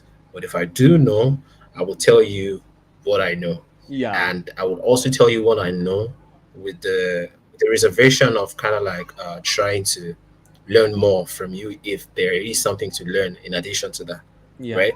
So I just think that when you're asking for help, you you want to help the person who you're trying to get help from. Yeah. You want to help the person well enough to help you, Yeah. right? So I think it's just very responsible Yeah. to let the person know everything you've tried Yeah. So and the results you're getting, mm, because you would it wouldn't make any sense if I try to ask for help and somebody comes and be like, "Oh, have you tried to do this?" Then my only response would be, "Yes, I've tried that." Then y- I'll just wait for the person to respond again. yeah. Have you tried this one? Yes, I've tried that. Have you tried this one? So Yes, I've you'll have a tried long, that. long of back and I don't forth think stuff. that Yeah. makes sense. Yeah. Exactly. And I'm a kind of person, I don't like the back and forth, back and forth. Nah, I don't want it. Right. So it's always better for me to just go through that step of Yeah. stating what I know before approaching the whole situation. And the reason for that is so the person who wants to help me can have a gauge of like the knowledge I have of the thing the person is trying to, like help me with, Yeah. right? Because I don't want situations where the person assumes that I know something that I do not know. And that way the person would not try to teach me that thing if Yeah. there is need to. You understand? Yeah. I don't want to let the person gather an assumption like, this guy should know this, so I wouldn't necessarily go here. I don't know Yeah. it. If you need to go there, I will let you know that you need to go there by So you telling move you what on. I Yeah. know already. Yeah. You understand? Yeah. So you give Exactly. him So that so your my idea position. is just like I would always give exactly. So I would always give you a gauge of what I know about Yeah. this thing, right? I know that this does this. I know that this does this. And if this happens, this should happen, right? Yeah. But then looking at what I know, I have done this, I have done this, but this is what I'm getting, which is not something I Yeah. want, right? This is the kind of thing that I would really want instead, right? And I just give it out to you. So that can actually go like a whole long comment. And me, I don't mind actually writing and typing everything out. Yeah. Because like this will Right? save you It's time. just it's just one of those thoughts for me. Like even writing a long Go comment on. for that will save you time because you will save time from back and forth stuff. Exactly. So Exactly. it's just So like that a time was you that waste. was just the place where that came from for me. Yeah. Yeah, you could go ahead. Okay. So like I said, that was just like the place where that came from for me. Yeah. Like I don't like back and forth. I like meaningful talks, Yeah. meaningful chats. Like I put everything here and the next thing I'm expecting is something that I can work with, Yeah. right? And if I cannot work with that, or if I couldn't work with that, I would give you another response in such a way that it's something that you can work with to help me, right? Yeah. So that was just the whole stuff for me. I don't want back and forths. I don't want situations where I'm I'm putting somebody in a position where they need to guess. No, don't Yeah. try to guess. You just like go I ahead. want you This to is what I know know. so you Yeah. can help me. Exactly, exactly. So that's just like the place where that came from, and I Yeah. just think it's good. I Yeah. think it's actually great stuff. No, I really like that, and like I really believe that in like online communities and places like GitHub or stuff like that, and programmers in general with different time zones, such like approaches would make stuff easier. Because like in different time zones, you are just not waiting for someone to answer you, but like you have a different time, which is could be 12 hour or something like that till they be able to answer you. So yeah, and from here, I would like, do you and you get like after that a job in open source. Would you like to share how you get that job and what stuff that you think that you made that made you be the one who were um, introduced you to that job? Okay, great stuff. I like that. Okay, Yeah. so So just here's the thing, right? yeah. I told you. Go on. You wanted to say something? No, no, no. Go ahead. Okay, great stuff. So, like I said, I told you, I started contributing to open source intentionally Yeah. with that first issue I picked on the open source repo, right? Yeah. And it was intentional. Like I said, it was intentional. That was Yeah. like my first intentional open source contribution, Yeah. and I started from wherever it is I started, right? But then I think one of the things that contributed to how I ended up getting the recommendation I got was the fact that I didn't stick to those small. I didn't stick to the size of issue that I Yeah. picked to start with, right? Yeah. I started at that point, and I never continued to look for issues that are that simple. Yeah. No, I didn't, right? And one of the reasons why it was easy for me to like not look for issues that were that small for me was, I think it's just a contribution of the fact that I was certainly skilled before, Yeah. right? I was working around a repository that is a Next.js repository, or it uses React, Tailwind, and these are technologies that I know Yeah. of before, right? So the main reason is I started small. I didn't stay small. I As you grow continued up. to like pick up issues. Exactly. I continued to pick up issues that were more complicated than I than I had initially picked at first, Yeah. right?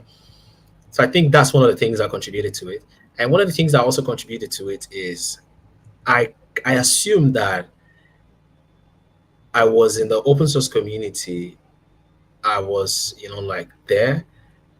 I was putting efforts in every part that I was. Say in the instances where I needed to, like make comments on issues and stuff like that, Yeah. I would always make comments. And my comments are never serious.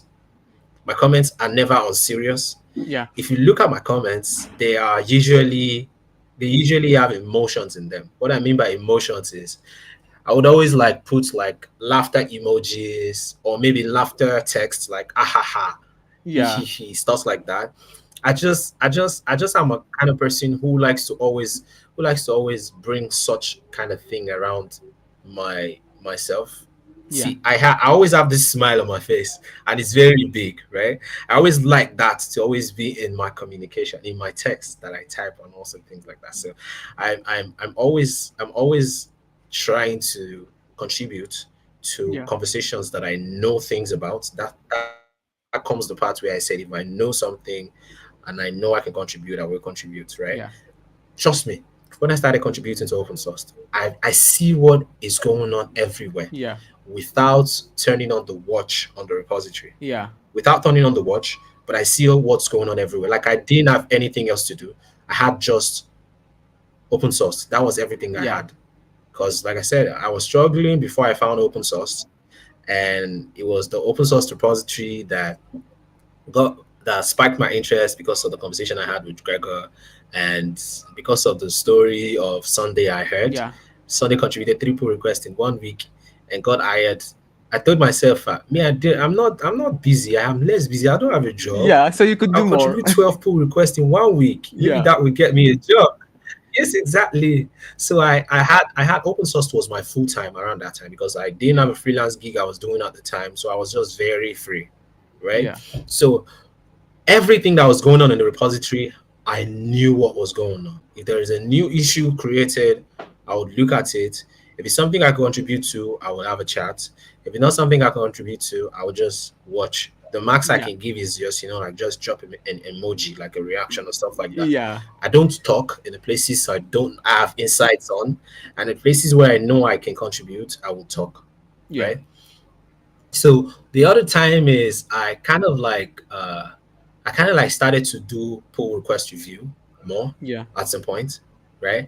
And the places where I would do pull request review are places that I also understand, right? Yeah. And I did a certain pull request review at a certain time at a certain point in time where the review was almost like I was even the one I doing remember that, like I that. was even the one creating, like I was the one working on the pull request. You Yeah, remember that, correct? it was the one related to Where the layout in where open I sort of source. like post a screenshot. Yeah, Exactly, the layout. yeah, the layout Exactly. one. I remember that So issue. I mean, like I exactly. I took that very seriously. I had only just discovered that doing pull request review was Yeah, also one of the valuable parts of contributing to open source. That was around that time when I discovered that. And guess what? For that whole 1 week that I learned that, I actually learned that on a Twitter space where Eddie was talking. Right. yeah, That was when I kind of like got a little bit to follow something that Eddie said, that pull request review is also one of the great ways to contribute to open source. So that yeah, week, for that entire week, I wasn't doing anything but pull request review. It was just pull yeah, request review I was just doing around the open source repository. And that was around the time when I created that review yeah. on the pull request that you saw for the layout. I think you said you was the one who opened the issues, so correct?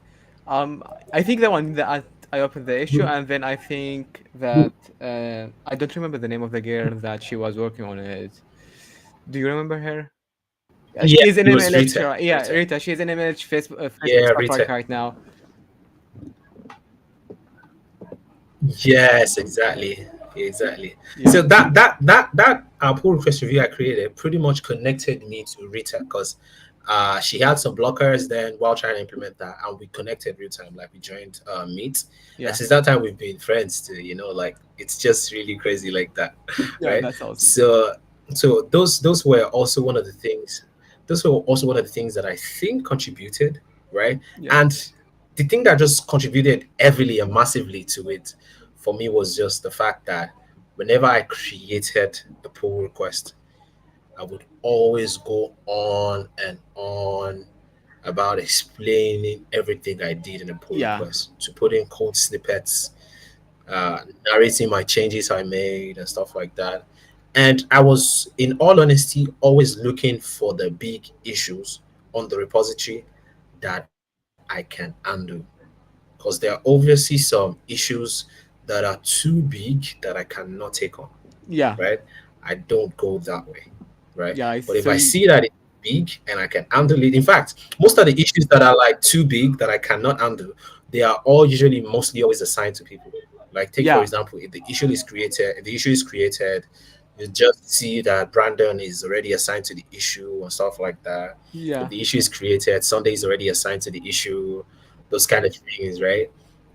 So I would always go on around and take on issues that are big, that I think, yes, I just want to dare myself, right? yeah, So I would always create this pull request, write the descriptions. The descriptions were just to satisfy me because I think it's my responsibility to always convince anybody that wants to merge the pull request that this is what I've done. Please yeah, merge because I'm begging that you merge it. That's literally what all the descriptions are like, right? But yeah, there was a certain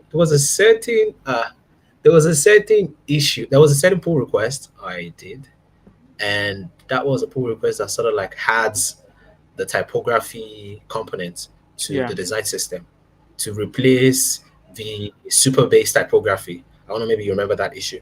The yeah, typography system, yeah, components in the repository. We were supposed to replace the super base typography with the normal HTML typography using Pros, yeah, Tailwind typography class, So I created that issue. I created that pull request, and it had like different parts yeah, to it, and those different parts, they kind of like connect themselves, right? And in order for me to let it be known how these parts connect to themselves, because I had like three components in one, yeah, right? There was the typography group component, and there are three different components under it. There is the text component, there's the title component, and there's the typography component, right? yeah, So the typography component was used inside of the text and the title component, right? So I felt like it was important for me to explain this typography component, right? Because there was the text and the title yeah, normally, right? But then the typography was the thing I added, and I integrated with the typograph, the text and the title. right? And there were different parts to everything that also kind of like modified in the title and the text, the different parts to it, right? So I thought I was obviously by default it was my responsibility to explain how these parts connect. Yeah. So I wrote my long novel pull request, Yeah. and that was the first time somebody reacted to how well I write my pull request, Yeah. and that was Sunday's reaction. Yeah. He said, "God," he said it was like, "Oh, that's a well-written novel." Yeah, I remember that. Yeah, I remember this issue, the pull request and the issue. I remember that you have written almost a page there telling how you did the stuff. Yeah, so it was really just like that because I also needed to demo that this stuff works. It's not Yeah. like I'm just making things up. You understand? Because it's a review in the next place. Like someone has to review it, and you just have to take them through your thought process and all sorts of things. So I Yeah. did that, and I didn't stop. I saw that it was encouraging. I didn't stop. I continued to do stuff. I would always communicate the way I should around everything I'm around, even whether I am directly involved in fixing it or not. I would always, like take responsibility, even in places where I think I've messed up, right?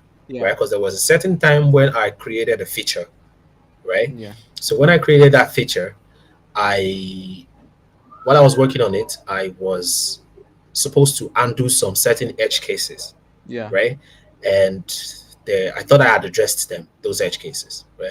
But then there was a certain edge case that I slipped, like it slipped right through my finger, but I didn't think about it at the time. Yeah. So I created the feature, it was matched, right?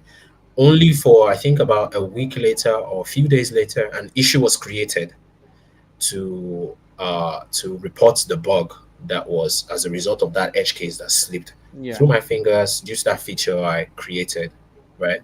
And guess what I did? I was the first person who came running to that pull request Yeah. to just state that, yo, this is mad. I was the one who created a feature that introduced this bug, Yeah. right? And this bug was one of some edge cases that I thought Just give me a it second. was one of some edge Sorry. cases that I thought I had addressed. You just give me a Okay. second. Sorry.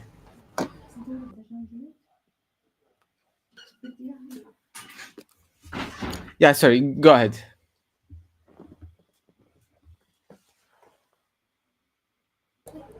So, like I said, I was the first person who ran to the issue, Yeah. the bug report issue, to state that I was the one who created a feature that introduced this bug, and this bug was a certain edge case that existed within the pull request, and I would have sworn that I addressed this edge case, Yeah. but it turns out that I didn't. So I will take responsibility and fix this issue. So I took the issue, right? Yeah. I'm always that is just a certain part of me. I'm always ready to take responsibility for every part that I think I messed up. That is just a me thing, Yeah. right? So, like I said, I was the first person who ran to the issue to take it up and explained exactly the reason why I must be the one who patches the issue, who patches the bug, fixes Yeah. it. So I fixed the bug, and I was forced to write test and end-to-end test Yeah. to make sure that there was no other edge case Okay. That's that cool. was left unaddressed. Yeah. Yeah, so that was like my first time ever writing a test, and that was because of open source. I've never written Yeah. test. Test has always been something I dreaded my whole life, Yeah. right? I can understand that. Yeah. So I just thought, yeah, so that was some crazy stuff. I wrote the test. It was pretty much great stuff, and I think that's also kind of like contributed to one of the reasons why that was the case. Yeah. And it's just it got to the peak of it. The peak of it that I mean is always running to pick up big things. Yeah. The last issue that I picked before I got the recommendation Yeah. was I saw an issue that Issa created with design that was ready for devs to pick for the search feature on open The source. dev card one. no, not the dev card, the The search, the search. user search, Oh, okay, I like remember the that. search Yeah, yeah, yeah. The area. one on the top Yeah, right side. Yeah, yes. Yes, exactly. So there wasn't a search before, right? yeah, And the reason why I ran to that was because during my interaction with Rita, that's the lady that I said I helped with the pull request that yeah, we've connected ever since then. That's the MLH person, MLH lady, right? yeah, So I during my interaction with her, there was a certain time there where I just talked about like she should where she just talked about like she should do a search of me on open source so she can follow me, right? yeah, But then there was no search feature. There was no yeah. way I she see. could like find me on open source. So we Yeah, were like, wow, if only there was a user search. So I'm like, wow, that's true, that's true. You know what? Just create an issue for it, yeah, right? Just create an issue for it. And I think she did create an issue for it then, and then it was transferred to a discussion, yeah, right? That's the reason why the issue wasn't really there in the repository. So it was transferred to a discussion, like it was turned converted to a discussion, yeah, right? So when I saw that issue created by Isa, I think the time when the Reuters issue went to discussion was when it was moved for yeah, Isa to create like a UI for it and stuff like that. So when the issue was created, I see that it wasn't assigned to anybody. yeah. I just ran there And and you be got that. like, Yeah, yo, it was kind of like easy. yeah, It was easy for me to just go and just comment it dot take yeah, and take the issue. You know that, right? yeah, yeah. Because it's just like But I you didn't have do just that. to I went on to the yeah. issue. Go ahead. I just went on to the issue and just commented like, yo, yo, yo, can I take this one on? I would really like to be the one who works Yeah, on it. Then Brian replied and be like, oh, go on, feel free to take it. yeah. So that was when I commented the take and I took the feature Awesome. and I took the issue and I worked diligently on this thing. I really enjoyed working on it, right? So a few weeks later, exactly after I picked up that issue, not a few weeks, I think a few days later, Yeah, exactly after I picked up that issue, then I got that email, right? awesome. So I won't go into exactly the email yet. It was after I had a chat with Greco and also the things to like call out how we proceed about the project that I'm Yeah, working on at the moment stuff. It was after then I had this conversation with Sunday, yeah, right? And I had this conversation with Sunday, and it kind of like talked about how this is weird. It kind of like talked about how they would always talk about me, yeah, maybe on the Discord or in the private Slack channel. I don't know.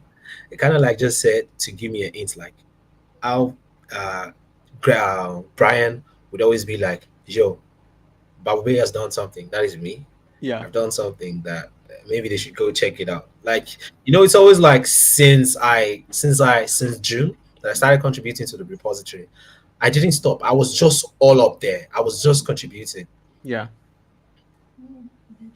Just give me a I second. was just I was just all up there.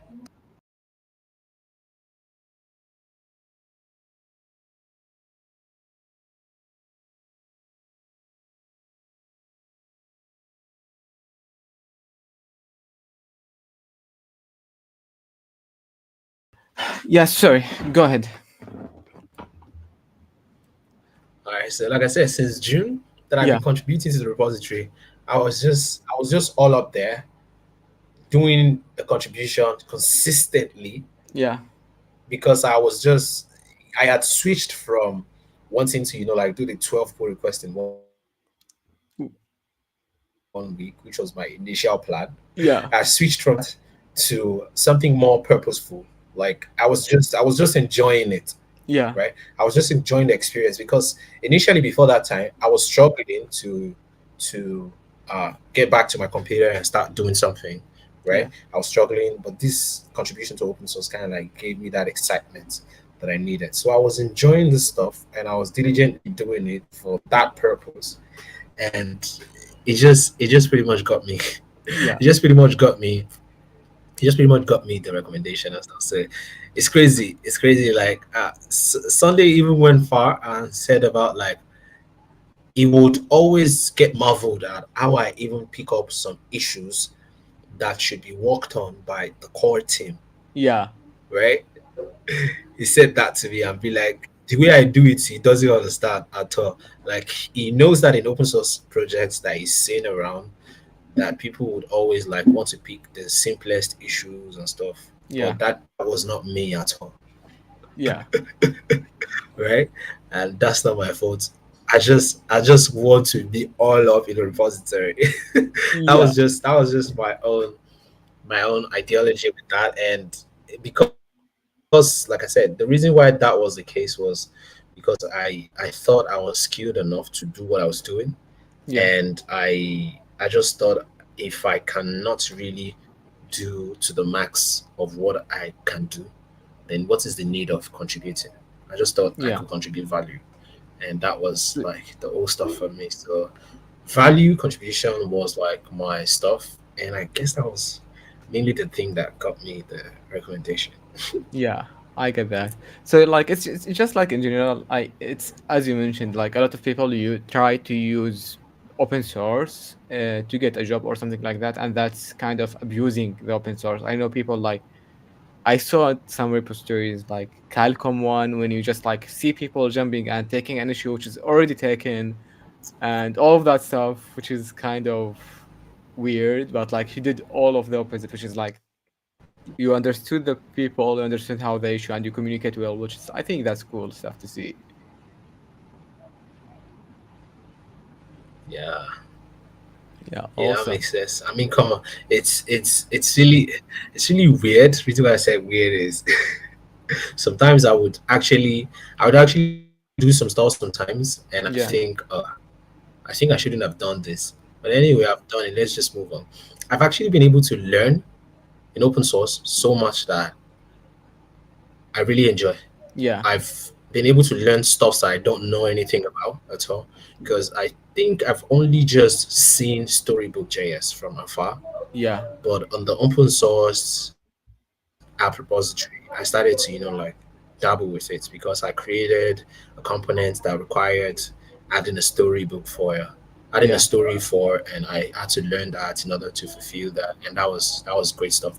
And guess what? Whenever I learn something new in open source, yeah, I do not shy away from saying, whoa, I just learned this. I don't yeah. shy away from saying it. That's cool. I don't. I would always put it even somewhere within the pull request. I'd be like, whoa, I've only just learned this. You know why I would always say that? Reason why I would always say that is I want to always give you a disclaimer in the cases where I do something around a certain technology that I've only just learned Yeah, and did something with on that pull request. I want to quickly give you a disclaimer in the cases where you go around it and you see me do some kind of stuffs that are looking like they are not standard, yeah. or they are looking like spaghetti code to you. So you make I just sense. kind of like give you a background Yeah, of my understanding of it, so you know that, oh, I only just learned this. So if you're going to give me some review on that, just give me a review that you would give someone who is just getting started with yeah, that technology. That's the reason why I would always put that there as disclaimer, like, oh, I just learned this and it's really exciting, right? So it's just one yeah, of those advantages for me too, right? And talk about weird stuff too. There was that time when I thought, you know what, I've been contributing to just open sourced. Maybe I should just try and diversify my contribution, right? And that yeah. was what led me to BioDrop. Oh, okay. That's big. And Yeah, the I remember. weirdest thing about BioDrop is, Yeah. and the weirdest thing about BioDrop is, even till now, do you know that I don't have a BioDrop profile? Like Yeah, I don't have a profile on BioDrop.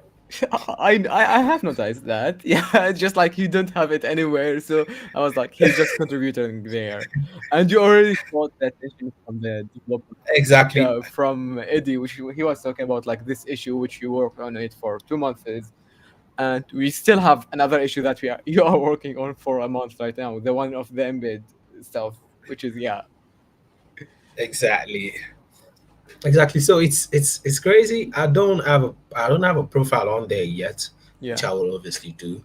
And I just went on the repository in the like goal of trying to diversify my contribution.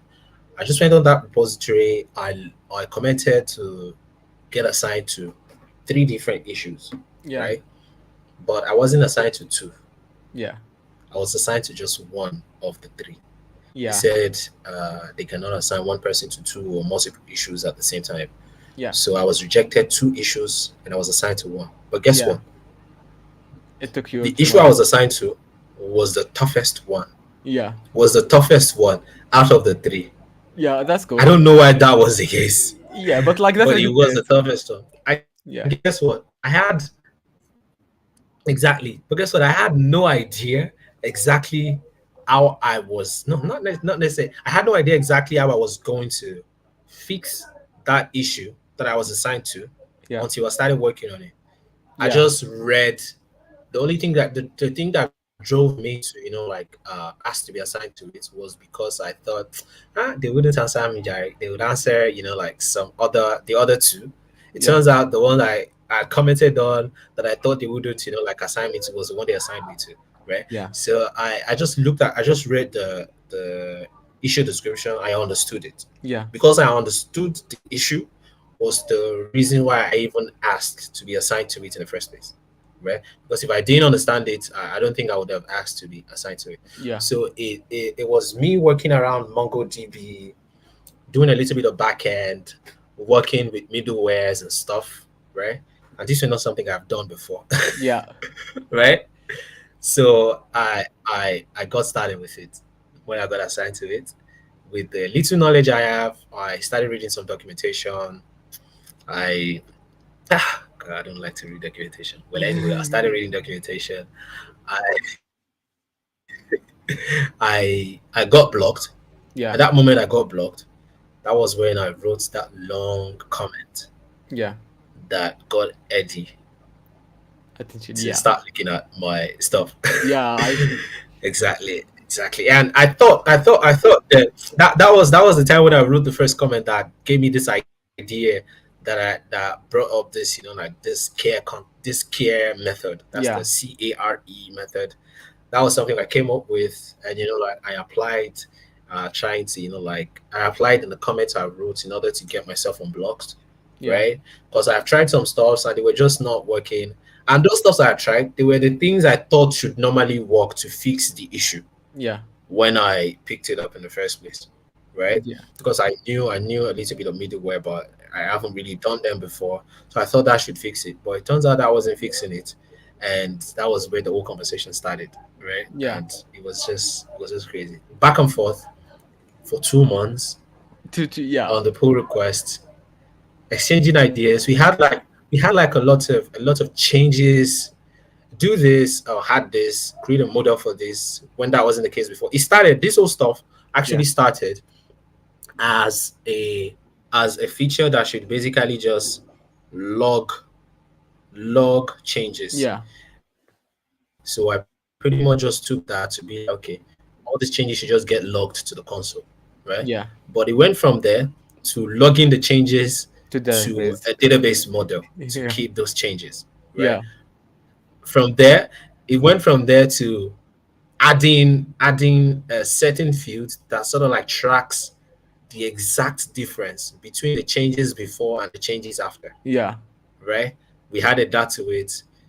We just started to track different parts of the project that wasn't even part of the things that were supposed to be tracked before. Yeah.